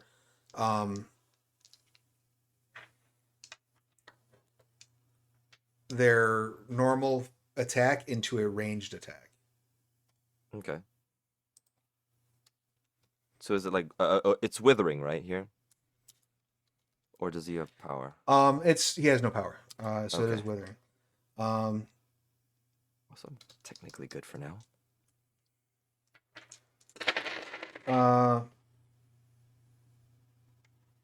Good God. Well, since it's an area attack, he's not overcoming anybody's defense. So he's just building power basically. So we're at 3 power that he builds. Because he's basically filling the area with sharp, pointy things. The remaining uncharged demons are just going to attack the battle groups, try to build power. We got 1, 2, 3 battle groups. Defense is 2, right? Yes, that's correct. Right. So that's 1 power. We got 3, 4, 5 power.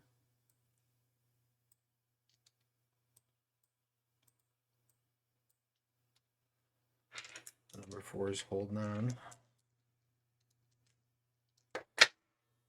We got 2 power. Or no power. That missed. They had to fire that guy. No, I say keep him. I don't know. Maybe I'm biased. And but- the last one builds 3 power. So at the edges, we've got the one that's locked up with Vulcan and Shadow, who's basically like, if you'd imagine, like it sort of balls up for a second and then just blades come flying out in every direction as it tries to build power. Does not deal any actual damage to Shadow and Vulcan, but might put you on your heels. The rest of them all rush forward, except for, and then finally the one in the middle, the one who's has not broken, like it's pointed like at Telrea. Like, you know that Telrea is where it wants to go. It is going to attack. It's going to wager 3 power. It's going to attack the battle group, pulling 1, 2, 3 successes, which is 1 more than it needs to hit, correct? Yes, yeah. So that's 1 plus the 3 power, so that's 4.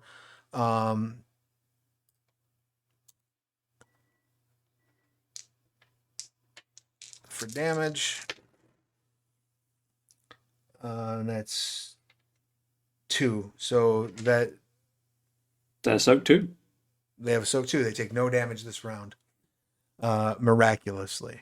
We will How are they, hand. s- how are What's- they still unalive? I don't know, but this is they would all deserve a medal if they wouldn't turn to dust at the end of this whole thing. So that being said, that is the start of a new round. They will hand the initiative off to Telrea. We will begin that round after we take a quick break for biological and technological needs. So everybody hang tight. If you've not yet done so, I've got a pinned comment in the chat where you can go back Curseborn. We will be back here in just a few moments. Thank you all so much.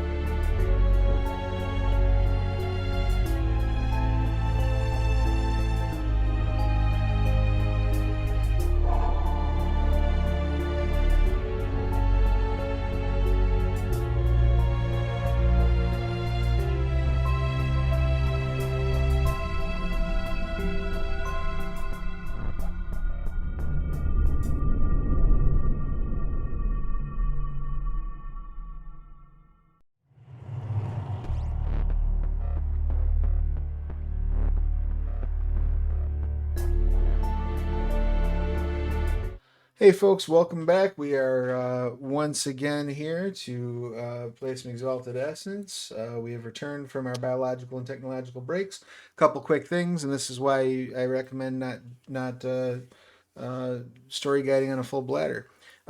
Missed a thing that it's not yet Telrea's turn because the battle group still gets to go. So the battle group will be going. Secondly, I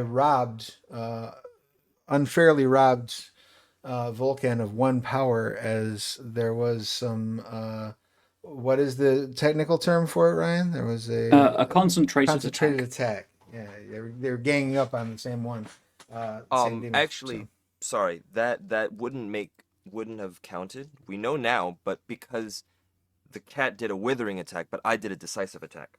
Oh, So it's okay. not multiple withering attacks. Then I thought you had made a withering attack. So No, I just smacked into him. see. I didn't Yeah. make a mistake entirely by virtue of not paying close enough attention.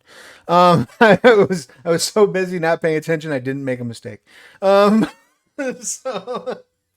Although, sorry, I misread that ruling. The withering attack does count until a decisive strike is made against it. So it doesn't reset. sure, So- right. Once somebody makes a decisive, that's not going to That's when continue it to build resets. that turn anyway. That makes sense. Oh, but it does But over multiple already turns. has reset. The does go hardness multiple reduction turns. lasts until the next successful decisive strike. Yeah, so Oh, it's over dope. multiple turns. More All right. bookkeeping for you, Travis. Enjoy. Can't wait. Looking forward to it. Well, if it makes you feel any better, hardness goes back up because I already made the decisive attack successful. No, but the one in the middle though, their hardness Yeah, should the be one that I. because Telrea has put a couple of arrows in his somewhere in his smoke. And speaking of smoke, there's all kinds of smoke being thrown around. Everybody's got smoke. There are 6 demons who have been whittling away at the skeletal battle group that is defending the Cessus Nemoya's estate. Remarkably, these undead have proven their mettle in battle. If they were half the soldiers in life that they have been in death, you all would have been defeated. Sad but true. But we return to said battle group, the heroes, the real heroes of today's episode, as it is their action as they face this horde of oncoming Temescu demons of the first circle. Yes. For flavor, Maris utters. I utter a word of necromantic command, and there's a tide of movement within. Current movement within the horde as it turns on Vulcan and takes the defend other action. And just forms a line around him. Excellent. So what does defend other do? How does that action function? The defending character applies their defense to any incoming attacks against the target of the defense until the start of the next round. Increased by the defensive weapon, but would you believe they have no weapons? So in place of Vulcan's defense, it's the horde's. And then if it's a decisive attack, all of the effects apply to the horde instead of Vulcan. Beautiful. Kindly. Well thought out. Very, very demure, very mindful. So what would you like to... Where would the battle group like to hand that I'm happy action? to pass it to Telraya, as was the original plan before the break. Oh, rock and roll. All right. Telrea, what are you and your tree of arrows going to do? All right, having loads of power now, I think it is time to do a decisive attack. Excellent. Anything fancy that you want to do with your decisive attack? Anything stunty? You wanna give me I think I will, I've got my revolving bow discipline, so I can do it twice if I spend 2 motes, so I think I'll do that. So yeah, just, wail on some arrows, just reach up and grab like 10 of them from the tree all at once in between all my fingers. Pshaw. Excellent. Now 10 arrows is a lot. So what I'm gonna the way I'm Well, 4. the way I'm gonna see this, right? No, I'm for 10. I think it's hilarious. I loved Robin Hood Men in Tights as much as the next guy. So you reach up and just grab like 2 handfuls of branches, put your feet on the tree bark, and like pull back. Yes. Your whole body weight and just Both let hands. go. And you can have 2 stunt dice as well. So give that a shot. All right. Okay, so all in all now, what am I? So, So you'll be making 2 rolls. You have Yeah. 2 stunt dice you can spend between them. So you can do 1 on each roll. You can do 2 on the first. However you want to do it. It's going to be your ranged combat plus your whatever attribute you're leaning on. I'm assuming finesse. And then I just want to double, triple check. I believe every time you want to activate, let me look at excellencies because I don't know if your excellency stays active for the action or for the turn. Mm. So just give me one moment to double check that.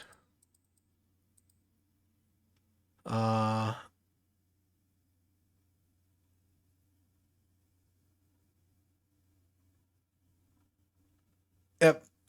Nope. Yeah. When purchasing the charm, you choose an ability to spend a mote that applies in step 1 during combat.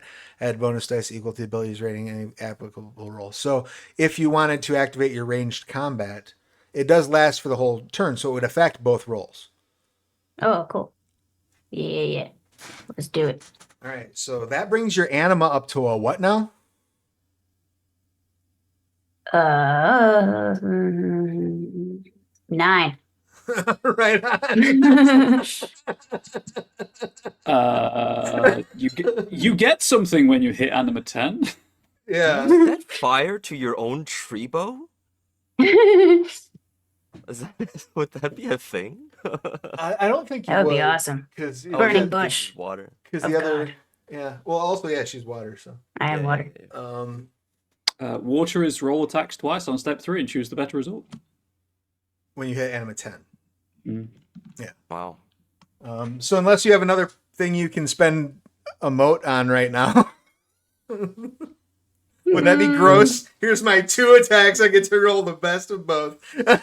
Man. I don't think I do, but Alright. we'll wait for next time. All right, so you do still get to make 2 rolls of double your ranged combat plus your finesse. Okay.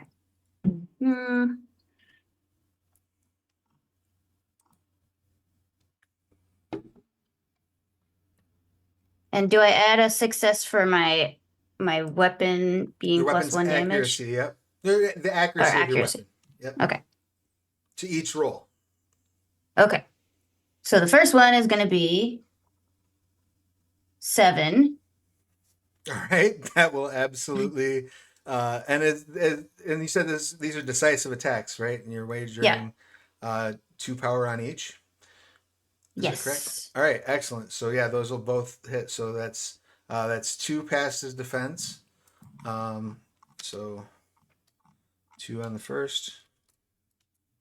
Let's resolve that whole one. So you got 2 from getting through. What's the damage on your weapon?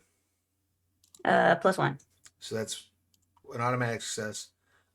You got how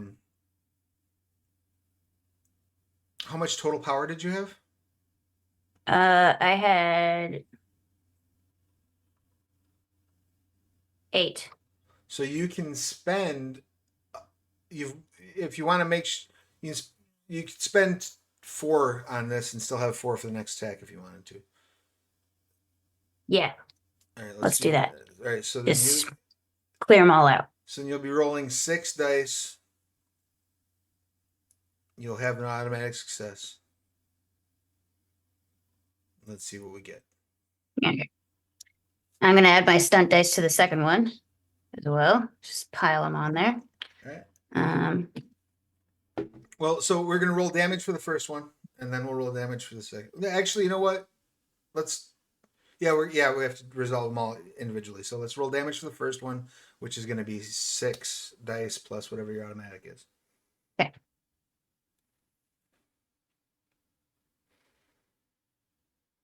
Six. Excellent. You're gonna find this hilarious, I'm sure. That deals 1 level of damage. What's the overwhelming of your bow? Yay. 1. We're getting somewhere. Go ahead and Chipping make away. go ahead and make your second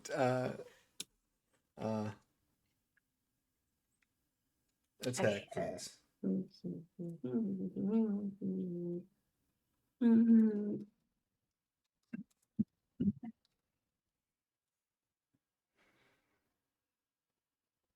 Nine. Yeah, that absolutely hits. So you're in that case you're 4 over. So plus the and did that include your automatic success from your accuracy? Yes. All right, so you're 4 over. You add the 4 power that you've wagered, so that's 8 dice plus whatever automatic damage you have. Rack them up. Three. Not as good. 3. Yeah. Okay. They through as you fire and you see like arrows every time a limb comes out of that, an arrow sticks into it, and yet it almost you swear you get a little bit of chuckle in the growl that it releases as a result of this. It did not seem impressed by your. It's angry. I but tried it is- so hard. I got so far. You have. But it did matter in the end because there's still It did one matter. damage. You did whittle it down a bit. Good who, lord. Who would you like to hand that off to? I will have Kitty Cat try to build a little more power, because she's at 3 now. Okay, so another withering attack on our Yeah. good friend. Mm-hmm. All right, let's get that.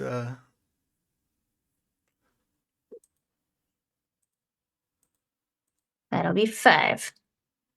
Excellent. That is enough to build an additional 1 power. Hooray! Who is Shadow going to hand it off to? Shadow will hand it off to Vulcan again.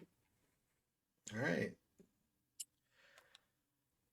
Great. Realize that I only have sword or diclave and talking, and I don't think talking is gonna do anything to the demon. So, Guys, can you not? hey, I know you're like not alive or anything, but I would also just want to be alive. So, I'm going to just. I think I'm gonna keep my halo and swing step 1 into the I'll swing at the thing that I've already damaged, Okay. wagering the 3 power Excellent. that I got. Another decisive attack. Beautiful. Yeah, I'm just going to use the decisive attack once more. But this time I think if it is possible, where is my orientation on the combat right now?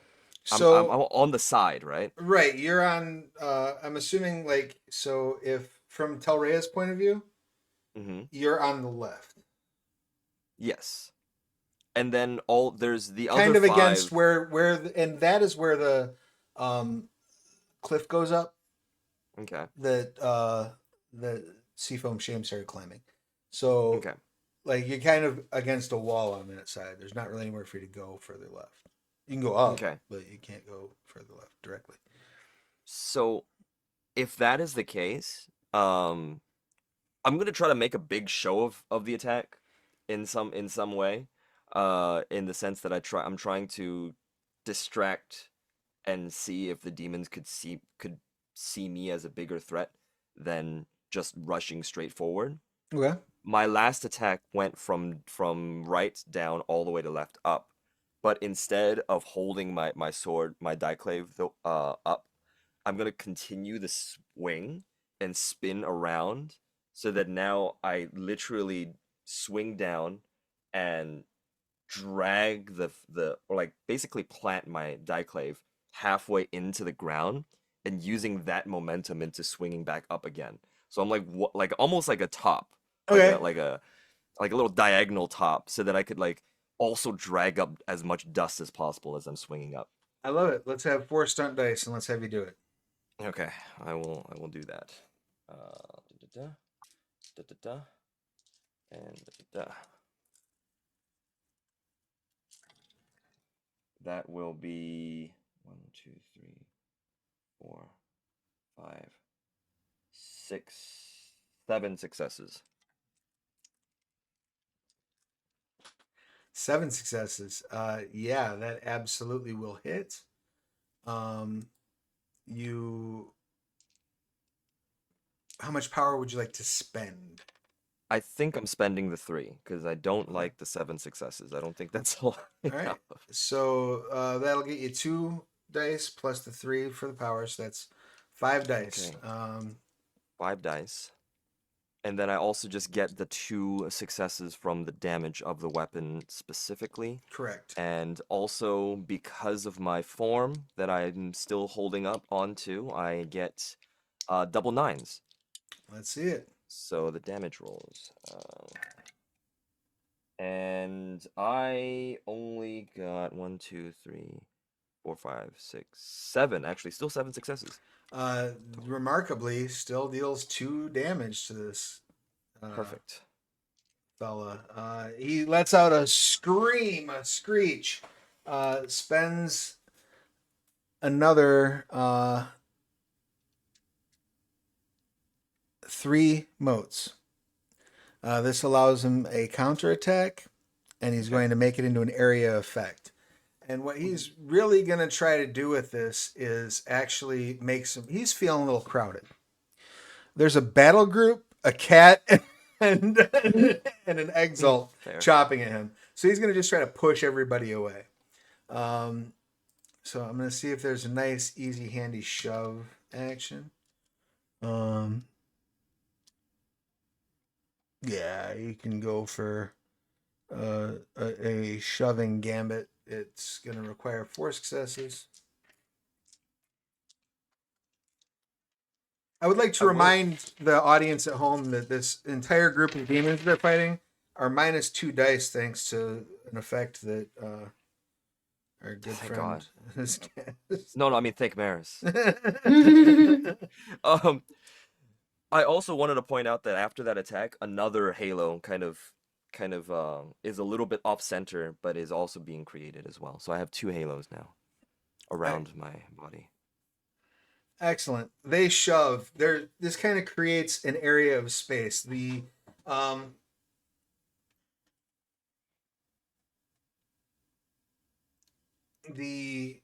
skeletons themselves stumble backward, and almost immediately start to pour back in.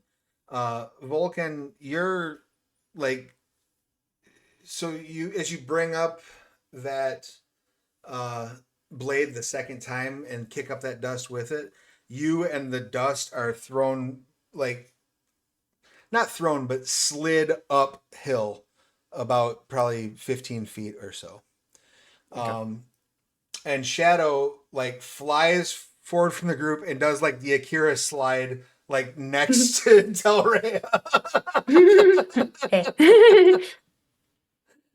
And that is their counterattack. So you still get to decide where we go next. That was just that demon making a counterattack. Let do we get to do anything with the battle group anymore? Out of character? Yeah, I wonder they're if we have a still little bit up. of time. Besides them being a shield. Yeah, I'll yeah. let. No, they could have attacked. I just the thing is they're probably not long for this world. Yeah, that's So what I think, right? So like I any didn't see wither. the point in them building power. So I was using them to do other things with. Mm-hmm. But that withering attack with the hardness sounds good. I mean, regardless, I'm going to completely defer to you and give Maris the turn once more.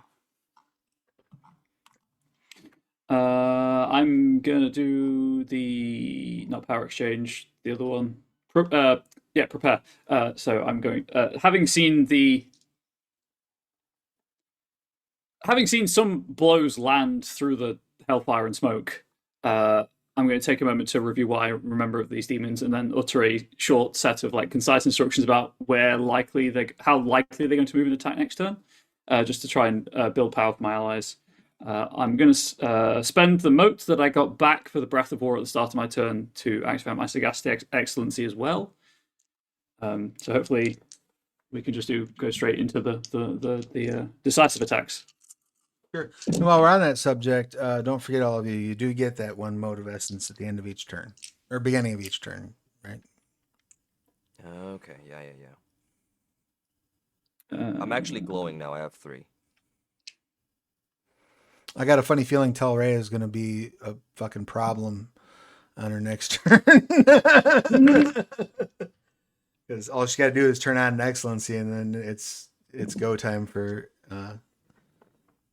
Anima 10. Regrettably, it's only 2 power each. That's okay. That's 2 power to Vulcan and Telraya. Shadow doesn't get any.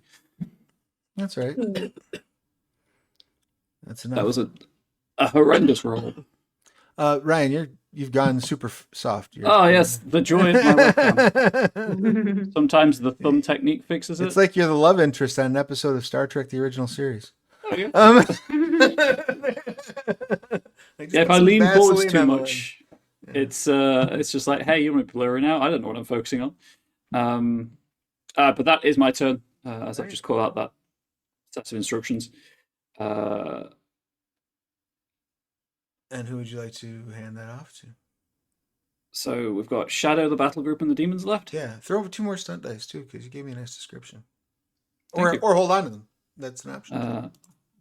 I will hold on to them. I'm at 4 now because I had 2 from the last session.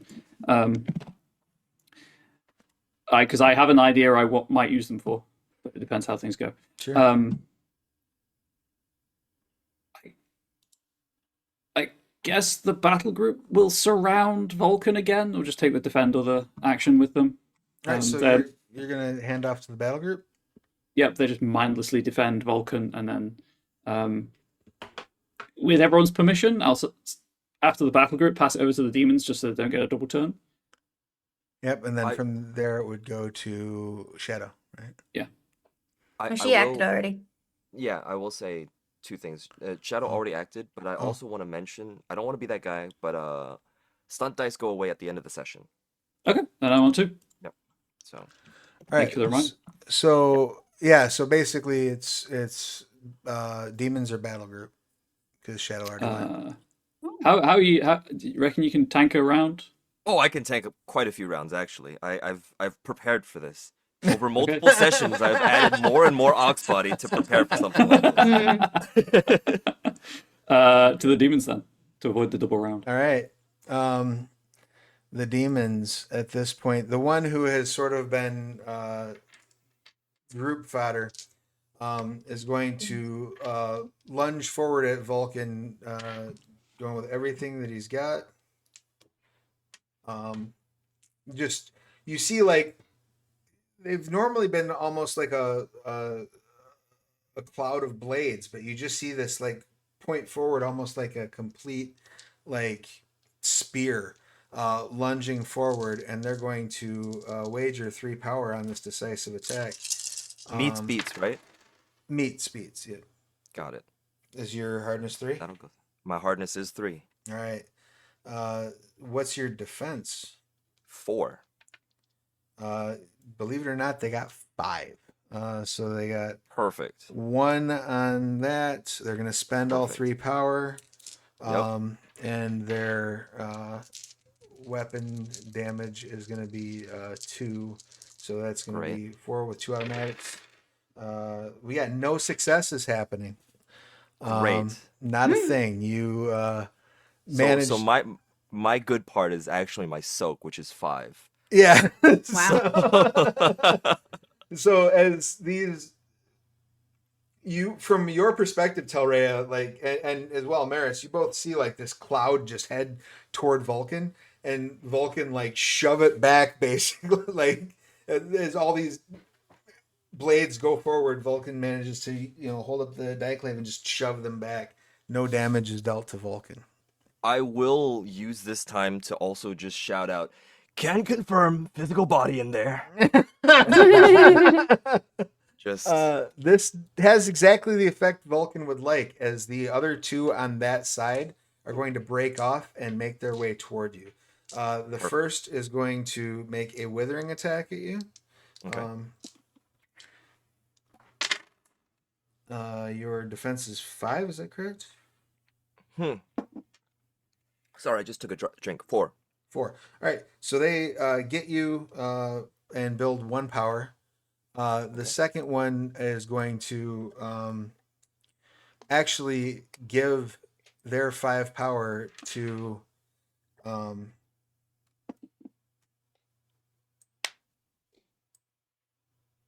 Okay, that's quite a bit of power, actually.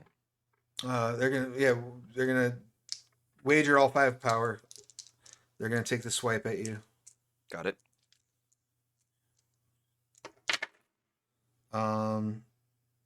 That's 1, 2, 3, 4 to hit, which is your defense, right? Yes, exactly. All right, That is so my defense. they get the whopping 5 in power. Plus the 2 on their weapon. Right, plus the 2 from the weapon. So that's 2, 4, 5, 6, 7. 7. So that's Yeah. 2 damage. Excellent. Okay. You say can confirm solid body. The first one goes high, and you sort of like come under it, pretty easily. But then the second one comes up from runs up from the bottom basically, and you see some blood on Vulcan's cheek. Technically, I don't want to be that guy again. Technically, I'm only bruised, not injured yet. He does not cut through skin, but he did make purchase. Yeah, you see like a little bit of a swell, a little bit of a black eye starting. Yeah. Perfect. Okay. That then brings us around to the central demon, who is going to. Now that the battle group has kind of all been preoccupied, cornered by the other side, they're going to rush at Telrea and try to make a withering attack.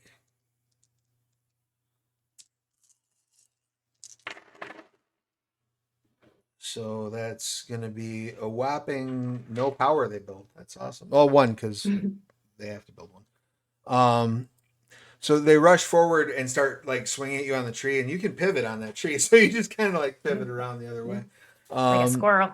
Yeah, and that then leaves us with the last 2, who again are now unopposed. The first one is going to rush toward the battle group, trying to build power on it.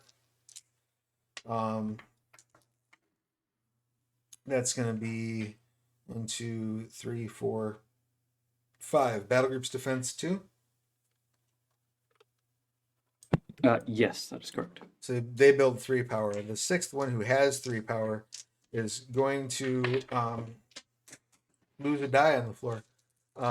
Going to try to make a decisive attack at the battle group, and he's going to wager all 3 of that power. That is 1, 2, 3, 4, 5, 6, 7 to hit. Yes, that hits. It's 5 plus 3 from the power they're going to spend, plus 2 from their weapon. Oh, no, they don't. Yeah, plus 2 from their weapon. I'm getting myself confused. 1, 2, 3. That's 5 damage to that. Soak of 2 knocks it down to 3, but they only have 3 health levels left, so they are finally gone. Excellent. The battle group falls. It is now you and the demons. And I saw you in chat. There are still more bodies here. It's not us and the demons. The demons can pass it to themselves again because the battle group was the only thing that hadn't acted. Oh, excellent. The demons break off into 4 groups. Group 1 is the 3 that are facing off against Vulcan. Group 2 are the one who's had a mat-on for Telrea from the start of this fight, and the second one who is running over to help their friend, and the third one is focusing their attention. Or no, it's just the one that's had the mat-on until Telrea. I was overextending my demons.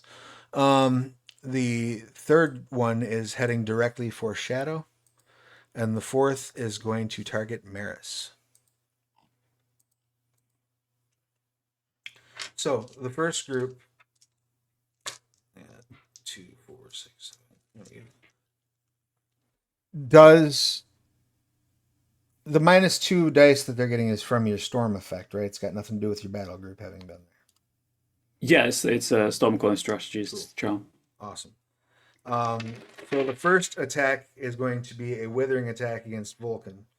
That's going to be 1, 2, 3 successes. That does not beat your defense, correct? No. So they fail to help, though they do build 1 power. The second attack is going to be a withering attack against Vulcan. That brings your defense down by 1, correct? Yes. So that's Oh no, one. it does. The withering attack actually brings down my hardness, Hardness. not the Okay, defense. gotcha. Yes. Okay. So that's 1, 2, 3, I would also- 4. Yes. I would also point out that my soak is actually 6. I didn't add it from the ox body that I added today, so I only took 1 damage. The Ox Body, I was looking at this, I was like, Ox Body might be useful for me. You only get the soak increase once from Ox Yeah, Body. that's in the newest version of the book. They Oh, okay, the newest corrected- version. They corrected that in Got it. errata. Yeah. Perfect. That would be a little bit broken. Okay. That's why they corrected it in the errata. It's like, why would you take anything other than Ox Body? Right. Makes sense, yeah. So the third one then. Oh, I'm sorry. So that one got 1, 2, 3, 4 to hit. So that's just builds 1 power basically. And so that's reduced your hardness by 2 at this point. Mm-hmm. And the third one is going to make a withering attack on you. Okay. And that's going to be swing and a miss. They gain 1 power though. Okay. All right. The 2 that are coming at Telrea. This one's going to try to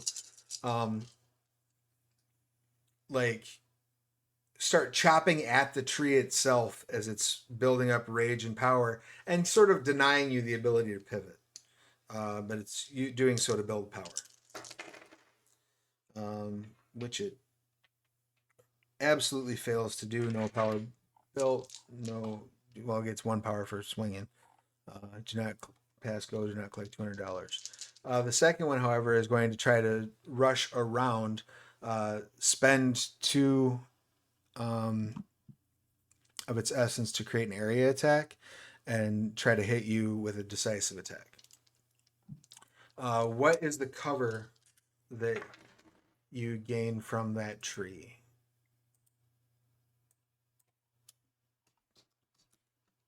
Heavy cover. I'm I trying don't to know see. what that means. I'm trying to check how. I think that was +2 to defense.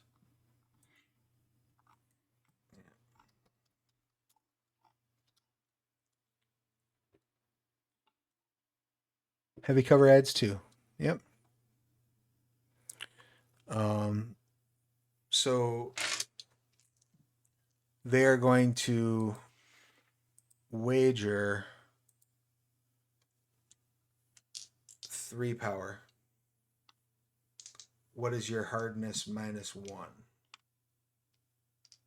My hardness -1 will be 2. Okay, so that would be enough for them to, if they pull this off, they will successfully attack you. Oh shit! What's your defense? 3. So it's 5 right now. Yeah. That's good. 2, 4, 6, 7. So they hit you with 2 in the chamber. They will spend their 3 power. So that's 5, and then they get 2 automatics from their weapon. That is 1. Seriously? What's your soak? 1. Okay, you take 2 damage. Oh, okay. Oh. Okay. As Basically, so the one that you've been focusing on this whole time is just chopping on the tree, keeping it so you can't pivot. The other one swings around and just fills the area that you're in with sharp.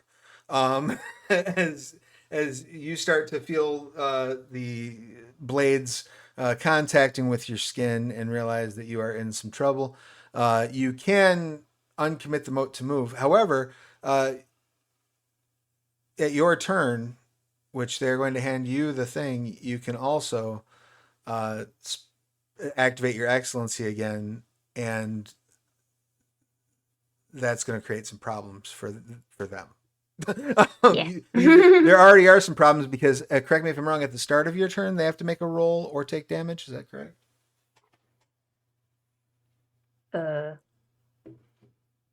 Oh, the anima thing. Yep. It's at the start of our turn.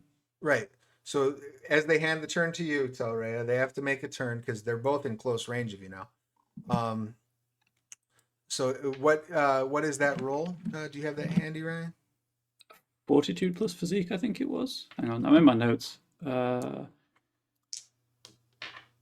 be somewhere scattered around here. Theoretically. Fortitude plus physique rolls, yes. And is that a is that got a Equal difficulty? Sorry? Equal to Exalted Essence plus 2. All right, so that's difficulty 3. Yeah. The one who really doesn't like you absolutely made their roll. The other one absolutely did not make their roll. So they will suffer a health just from being near you. Oh, I forgot one of the villains. They're the one that's going to the last demon is running toward Maris and is going to make a withering attack at Maris. Could it not? It could. It's left the stove on back home. What is Maris's defense? My power defense is 3. All right, so they got 4, so they build 1 power. Congratulations. All right. Now is where things get interesting. Your anima swells up to a 10. You get to make 2 rolls every time you roll and choose the better of the 2. When you're making your ranged attack rolls, which also benefit from your ranged excellency because you activated that this turn again. Mm-hmm. Also, I believe that's visible for some distance. Oh yeah, that's Quite a bow bit. shot, I think. Yeah. No. Yeah. So, Visible on the horizon, and Wow. displays an image unique to the character and her personality. so what do people see in this watery sort of glow that is emanating, visible across the island, effectively? Think like just a giant wave that is like curved, like the wave of whatever that thing from that painting is called, but like with a little line so that it looks like a bow. Nice, I love it. A big cresting wave with a bowstring, Yeah. and Shadow instinctively backs the hell away from you. Oh, Shadow, it's okay. All right. Do you want to activate that? Do you have enough essence left, and do you wish to activate that charm that lets you attack twice as well? Yes, I will do that. Both of those things. Yeah. And you have how much power right now? I have 2 now. So I was thinking of just building some more and just doing a withering attack. You can. You could also, because you get the 2 attacks, you could do a withering attack to build power and then do a decisive attack. Yeah, I have no let's do objection to that. that whatsoever. All right. And are you focusing your attention still on the same one? Yep, I don't like that guy. All He right. scares me. I'm going to say that you don't even have to reach for the arrows. The strength of the waves pushing over them, just drop them into your bowstring as you draw. Go ahead and make your first withering attack, please. All right.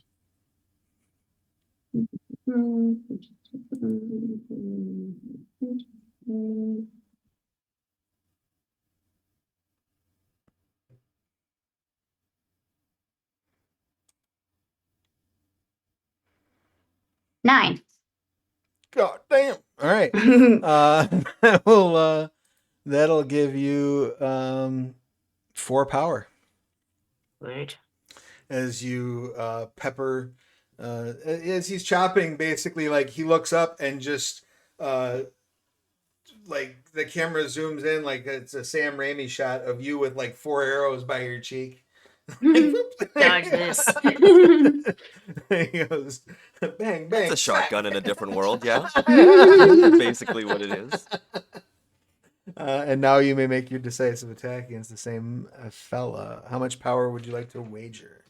All of it. 1, 2, 3, 4, 5, 6. Excellent. So you'll make your ranged combat. Oh, before we go further, I know you got 7 successes on that last one and all. Do you want? You get to roll it twice and take the better Oh, yeah. result, Yeah, let's just in case. just in case. You don't even need to spend 9 any again. effort. Still good, but All right. the same. All right. So now you get to spend. Now you get to make the decisive attack. Also get to roll twice and take the better result. Sweet. All right. First one, 1, 2, 3, 4, 5, 7. Okay. And second one, 1, 2, 3, 4, 5, 6, 7 again. All right, fair enough. So 7 hits, 7 gets past his defense. You've wagered 6, which is way more than his hardness. So if you'd like, you can roll 6. If you want to spend all your power, you can roll 8 dice, and then add the damage of your weapon. 6. Nice, nice. So as you fire this off, the first volley, he like parries a couple of them, then a couple of them hit him in the head. You pull back a single arrow with the last volley and line it up perfectly and let go, and it just goes into the smoke, and you see the body solidify, and it's this like 8-armed creature. Yeah. Sort of reminiscent. I liked it better before. Put the smoke back. And then as its body falls to the ground, you see it. Essentially, the ground opens up and swallows it, with Malpheus reclaiming its own as you have felled the first demon. I am going to go ahead and have the other demons make a little bit of a roll here.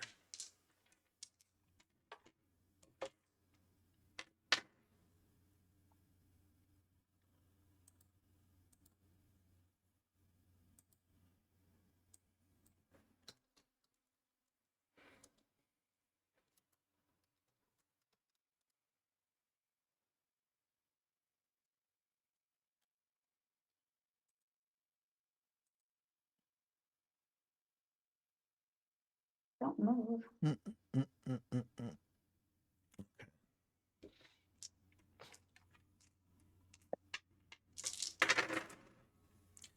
The demon who is nearest you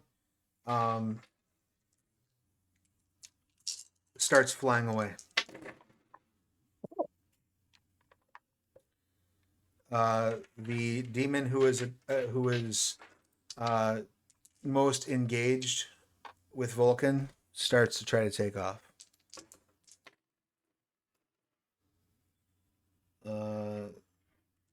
Second demon engaged with Vulcan tries to take off. Third demon engaged with Vulcan tries to take off. The demon coming at Maris has no such cowardice in his being, and is just running. Just everybody, all the other demons are sort of breaking off into different directions, but you got that one still beelining at Maris. Where would you like to give the action, Telray? I'll give it to Maris. He can react. All right. Fantastic. I also was frantically checking what I could do, and I realized that I had forgotten a single sentence in the rulebook. You can replace ranged combat with sagacity for spells that have a ranged attack. So I'm golden. Yeah, If I you're may okay. will So I'm not golden. I have no power and no will. Uh, so forced onto the back foot, I just keep dodging and swaying, trying to avoid this demon's attack, trying to find that center of calm within me, manifesting in the storm. And I'm going to build will again. I'm going to use my stunt dice. I'm going to activate my excellency. So let's see how many. This is 16 dice I'm rolling for this. Nice. And what does that kick your anima out to? That kicks my anima up to 7. All right, excellent. I've just scrolled to the top of my Word doc where I'm keeping track of such So things. I'll ask you a question, and I'll let you decide. Do you want him to start your turn close enough that your anima might damage him? Well, he did make a withering attack. Oh, yeah, true. Yeah, so I guess he did. So I assume that was a melee attack. he did get 5 successes. True. Yeah, I'd be fine then. Need to separate out all my failures and successes.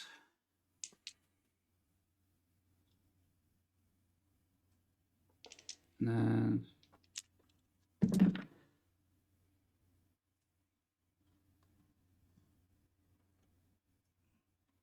6 successes, so 4 will. Yep. Cool. 5 will. Or no, 3 will. I'm sorry. It's difficulty 3, right? Yes. So 3 will, sorry. Yeah. No, because it's 1 for meeting it, isn't it? And then the extra successes 3, count. 4, 5. Yeah, 6. You're right. I'm just bad at math. So I feel like I feel the magical energy restored, but I can't do anything else. Although I do have enough will to cast the spell next turn, so that's cool. Glorious. So Vulcan, you see the others are fleeing, and as perhaps even instinctively you go to like kiss him goodbye with your blade, you do see Maris in a spot of bother. It's up to you whether you want to do anything about that. Like you can try to swipe at somebody who's leaving. You can try to, I mean, you can do whatever you want, but just making you aware of that's what you perceive. Yeah. I am turning to defend my brother in arms. It sounds very Warhammer 40K the way I said it. My battle brother. I'm just going to yeah, no, I will withering attack from behind, I would say. Right, so you'll have to rush to flurry, which is fine. So it'd be, I would say, like a 2 dice penalty. I think that creates. For is that as you're running up to for you as you're flurrying? Let me double check that. I could be wrong because you're basically gonna have to rush to get there. Exactly. That's what I'm going to do.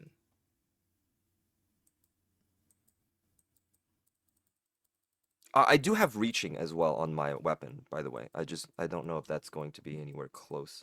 Yeah, you're not close enough that that's going to make a difference. Sounds good. Could I also reduce both pools by 3 dice? So it's a 3 die penalty. But you were going to ask something? Yeah, could I'll also unloop my fighting chain from my waist so I can get that +1 defense bonus from the weapon. Beautiful. Absolutely. So, Vulcan, as you like rush forward, you almost get like shoved along your way by this constant perpetual wave of water that is moving around. But I would. Yeah. Okay. I'm actually going to use my my moat, and then I'm going to use a moat for it doesn't say.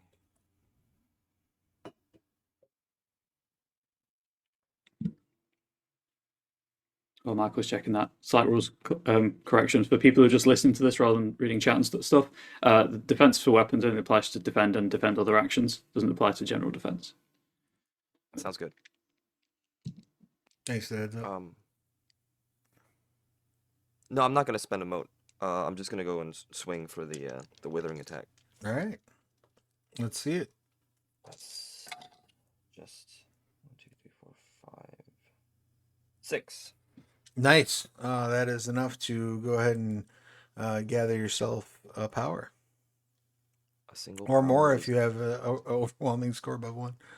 well, overwhelming is 1. Yeah, so But yeah. that does reduce the thing's hardness, so that's good. Yeah, absolutely. Not a bad deal. And then you can hand to Shadow, or you can hand to the demon.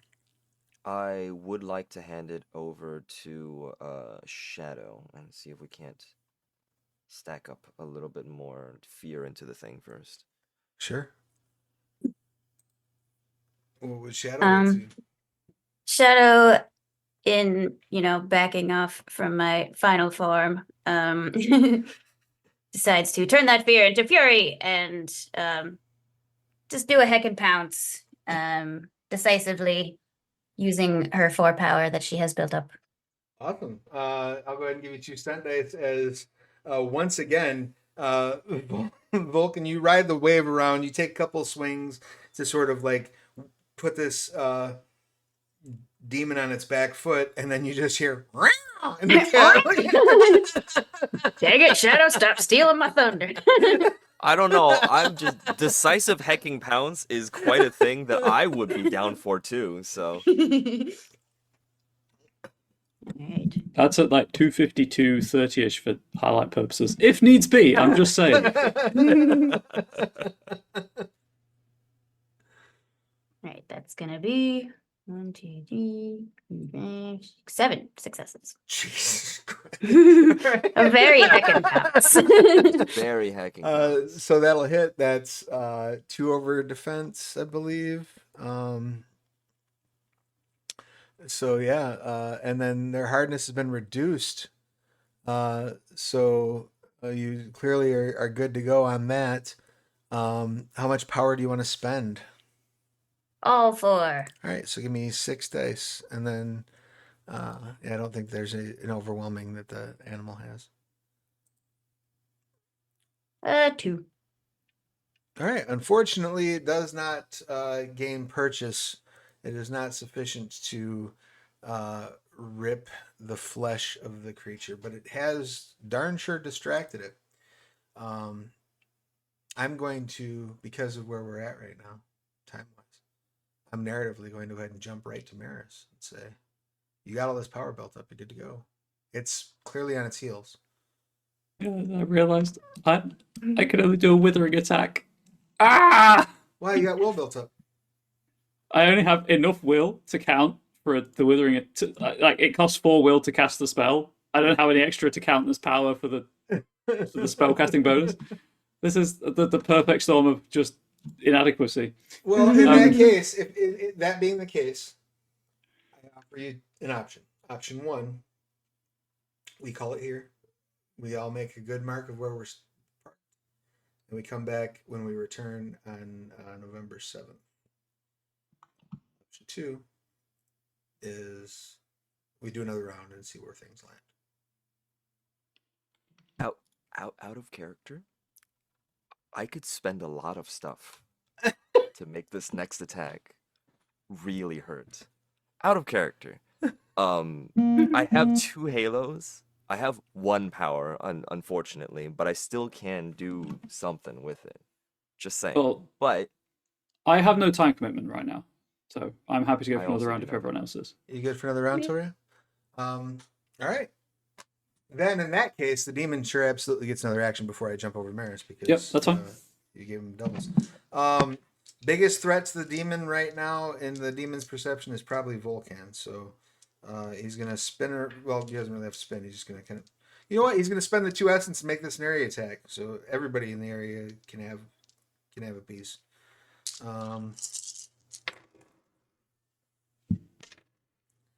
That is 3 successes. Do any of you have a defense lower than 3? No, mine is 3. Exactly 3. minus 4. All right. So Vulcan, 0 issue for you. I'm not worried about your defense. I'm worried about sorry, I'm worried about Shadows. Oh, kitty. Defense is 4. All right. He's gonna wager 1 power. I assume. Maris, what's your hardness? 3. All right, so he's unable to deal a decisive attack. He tried like hell. What's Shadow's hardness? 3. Okay, yep. He tried and he failed, and then he will hand it off to. I guess we'll have him hand it off to Vulcan. Vulcan, what would you like to do? Okay. Counting all of the withering attacks, I don't think there's a lot of hardness left on this thing. He just He made a decisive attack. He So did. Okay. All right. so its hardness is back So up. Its hardness isn't great. It's its soak that's a problem. it's a soak that's the problem, but because I'm going instead of someone else going first, You can also defer and say I'll hand it to Telrea. You know, that is totally plausible. You also could all just pass your power over to Tepet if you want, or Tepet Maris if you want to. I think I'm gonna. I only have one. I don't have any. I just spent it. Let's see. The downside of building a character just to give power to everyone else is when it's on me. We can't. What if? What if I give the? I'll defer the turn to Maris. So Maris goes first before me, or is it the fact that I just lose my turn? I just No, skip you my would turn? just have Maris go first before you. Okay, so So I'll have Maris could do a Maris go withering first. attack that would definitely bring down whatever hardness was left. Yeah, it's either that or you could decide to put the power on to Talrea or me or something like that. Either or, I think Maris has more of a go right now as I figure out what I want to do on my turn. So I'll give it to Maris first. Yeah, so essentially, I can make a withering attack. I can build my own power, or I can just shove 4 power to someone. Well, and as your turn starts, let me roll. Oh yeah, it absolutely takes the point of damage. hell yeah. Yeah, so those are my 2 options really right now. Is I can make an attack, spend my will, and gain at minimum 3 power from it because the spell has 3 overwhelming, or I can, with will bolstering method, I think it's called, send my 4 will to someone as power to then use it, obviously, for a decisive. I mean, if you wanted to send that over to Vulcan is poised to deal a hell of a lot of damage right now. That's what I was thinking. So. Okay. Yeah. So I start going through the motions of casting the spell Flying Guillotine, using my fighting chain as like a focus for it, because the spell description is it creates a barbed silver-bladed chain, which I imagine is just longer than my chain is. But instead of casting the spell fully, it wraps around Vulcan, and I just send my will into him as power. Excellent. And then just remain on the back foot as this demon tries to make mincemeat of me. Beautiful. And that are you then passing the turn to Vulcan, or you want to pass it to Telrea to whittle down his hardness a little bit? I could also try to build some power and then send it over to Vulcan as well. Yeah, you can't transfer power in the same turn you attack, right? I think you can only inspire if that's the case. Yeah. The only thing is if you inspire and you're building power for someone else, and that's using presence, I believe. Yeah.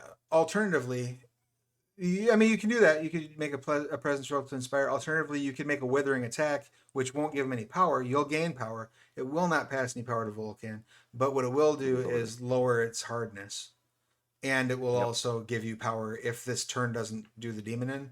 So that next session you'll have a stack of power sitting there. Also, you can have 2 stunt dice, Maris, that if this session ends, you'll get to hang on to because it's literally in the middle of the scene. So I really appreciate that. No problem. So yeah, I'll send it to Telraya so we can maybe stack up on Vulcan or give Telraya power for the next session. All right. Yeah, so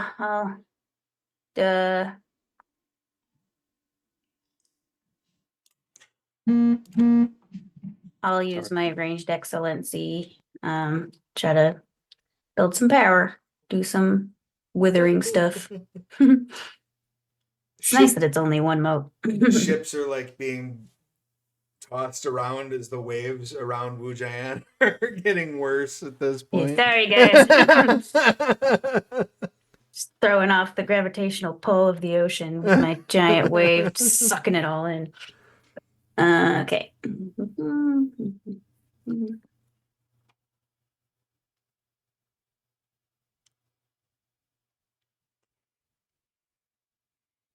9. 9 successes. Good Yep. God.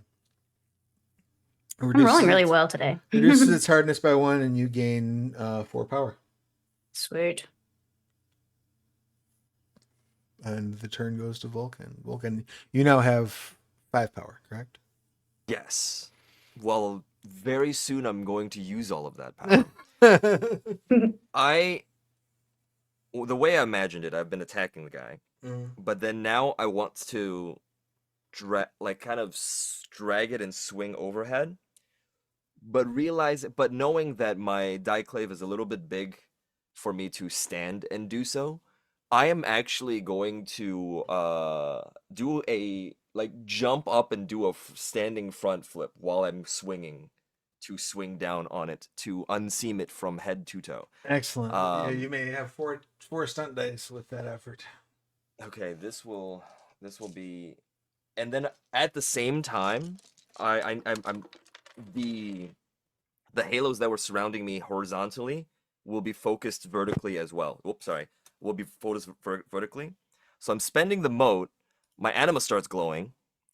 And I'm going to swing both halos into it as well. That means my attack now has double 9s. The attack roll itself has double 9s. And does that also bring your anima up to 5? It only brings it up to 3. Oh, okay. But I'm glowing, so there's that. 1, 2, 3, 4, 5, 6, 7, 8, 9, 10, 11, 12 successes. Nice. Wow. So that's 7 plus however much power you want to spend. Okay, so all of them. 1, 2, 3, 4, 5. 1, 2, 3, 4, 5, 6, 7. And then I already have 2 successes. And for each halo spent, I get 2 extra die to the damage. So that's Nice. 2 more die. And then because of my White Reaper style, and this is the best part because I get to attack now, this is also double 9s. So this is what I got. Nice. This is what I'm gonna roll. I love it. And 1, 2, 3, 4, 5, 6, 7, 8, 9, 10, 11, 12, 13, 14, 15 successes. As you flip through the air and slice the cloud perfectly down the middle, the smoke dissipates just long enough for you to see the 2 halves of this 8-armed creature sort of split, and as each of them hits the ground, sucked up into the earth and reclaimed by Malpheus. And that, my friends, is where we will wrap up this week's session. Any questions, comments, complaints, or concerns? I didn't expect that combat to go so long, which is something I should probably stop having expectations about with Exalted Essence. Yeah, it still has the Exalted name in the title. Right. Lots of fun, though. Great time. So our air essence. Did you take action towards furthering a long-term goal? I would say yes. You prevented the demons from overrunning this place, and long-term goal is not lose Wu Jian, right? Yep, definitely. So you may take an exalt milestone. Our wood. I can remember. Vulcan, are you wood or fire? I'm wood. Okay. And I think this is where my lack of sagacity will come into play, because I've never seen a demon in my life. I don't know what the hell these things are, and I'm experiencing a completely new thing by cleaving 1 and 2. So sure, you may take absolutely may take an exalt milestone. And for our water essence, adapted your plans to accommodate a significant change of circumstances? I would say you did. You may take an exile milestone. Also, bonus points. You will note that nothing is burning in the area anymore. You have certainly extinguished all the fires in the immediate vicinity. Yay! That's one way to put out a fire, yeah. As for additional milestones, give me just a moment to dig up those so I can get those over to you. Because I would not want you to miss out on what you've got coming in your direction. So, let's see. Easier in the PDF. And we are a little tight on time. So, page 107.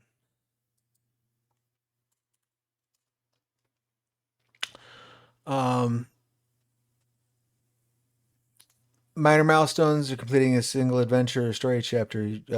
I would say this was an adventure. You can all have a minor milestone. Major milestones, not so much today.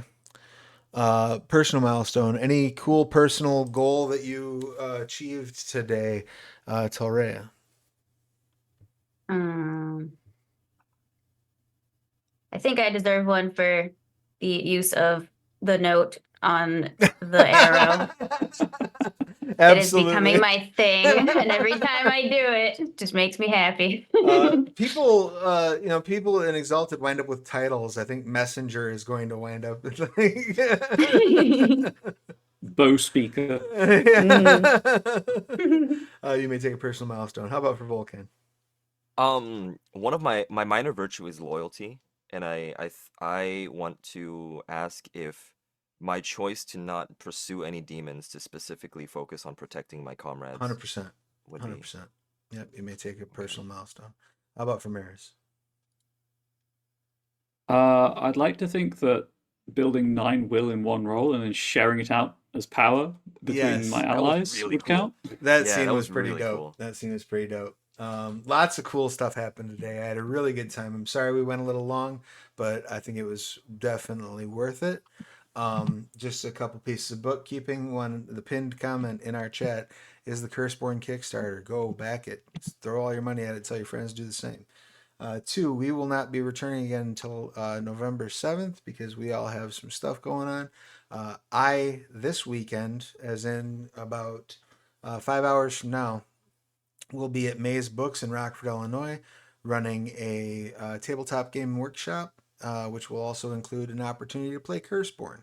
And then tomorrow at Maze Books, we are running a Scion live action session. So if you get the chance, if you're anywhere near Rockford, Illinois, come out. I would love to see you. I will also be at Gamehole Con on the 17th, 18th, 19th, and 20th, I think. Whatever 2 weeks from today is, I will be there at Gamehole Con. Running demos, get a chance to play World Below, get a chance to play At the Gates. I'll be running some Pugmire. And I know that there'll be some folks running Curseborn there as well. So let's go ahead and say our goodbyes. If you would, please, let's start with Ryan. Please tell us who you are, what you do, who you're playing, your pronouns, their pronouns, anything you would like to promote. I'm Ryan. I'm a freelance writer and streamer here on Twitch. I'll be back on Tuesday at, Travis, I believe we agreed 10 a.m. Eastern, yeah. 10 a.m. Eastern, where I'll be walking you through how to write community content for Trinity Continuum Adventure, because you have to get the exclamation point in there. You do. I have been playing Tepet Maris, a necromancer, and pronouns he, him. And the only thing, again, I'd like to promote is if you are in the UK and you weren't aware of it, I'm not affiliated with the organisation anyway, but Dragon Meet is on November the 30th in London, and it's like the biggest TTRPG convention in the country. So check it out if you're interested. Definitely head that direction.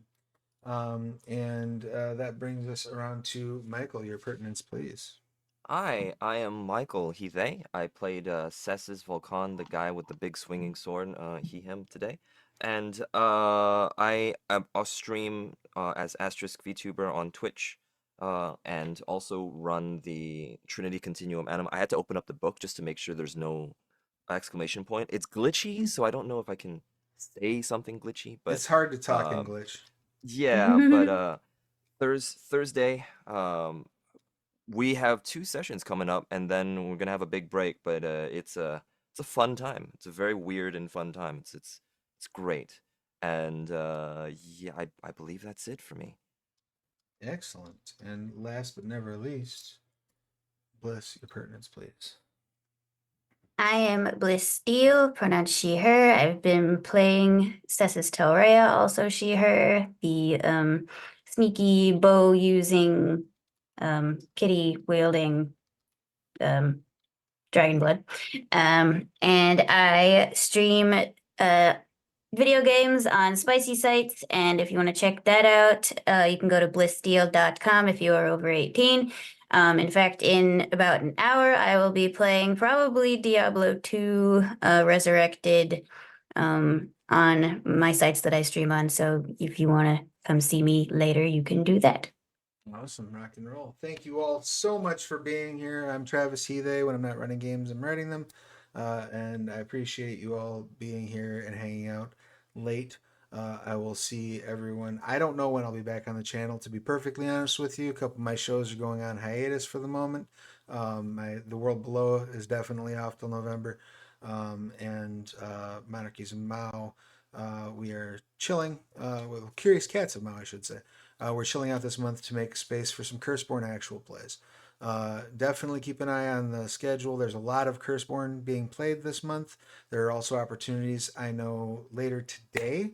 Uh, Phil Keeling, who runs Meet Your Makers, is doing a special time sit down interview with Matthew Dawkins to talk all things Curseborn. That's at 2 p.m. Eastern today. So definitely pop in the chat. And if you have any questions about Curseborn, there's a place to ask them. You should also all ask Matthew to say something nice about the ad campaign leading up to Curseborn, because I love making Matthew praise me in public. So, Who doesn't really? Having said all that, everybody take care of yourselves and each other. Make sure you're getting your pokes. The new poke is out. Go get stabbed. And we will see you again real soon. Bye, everybody.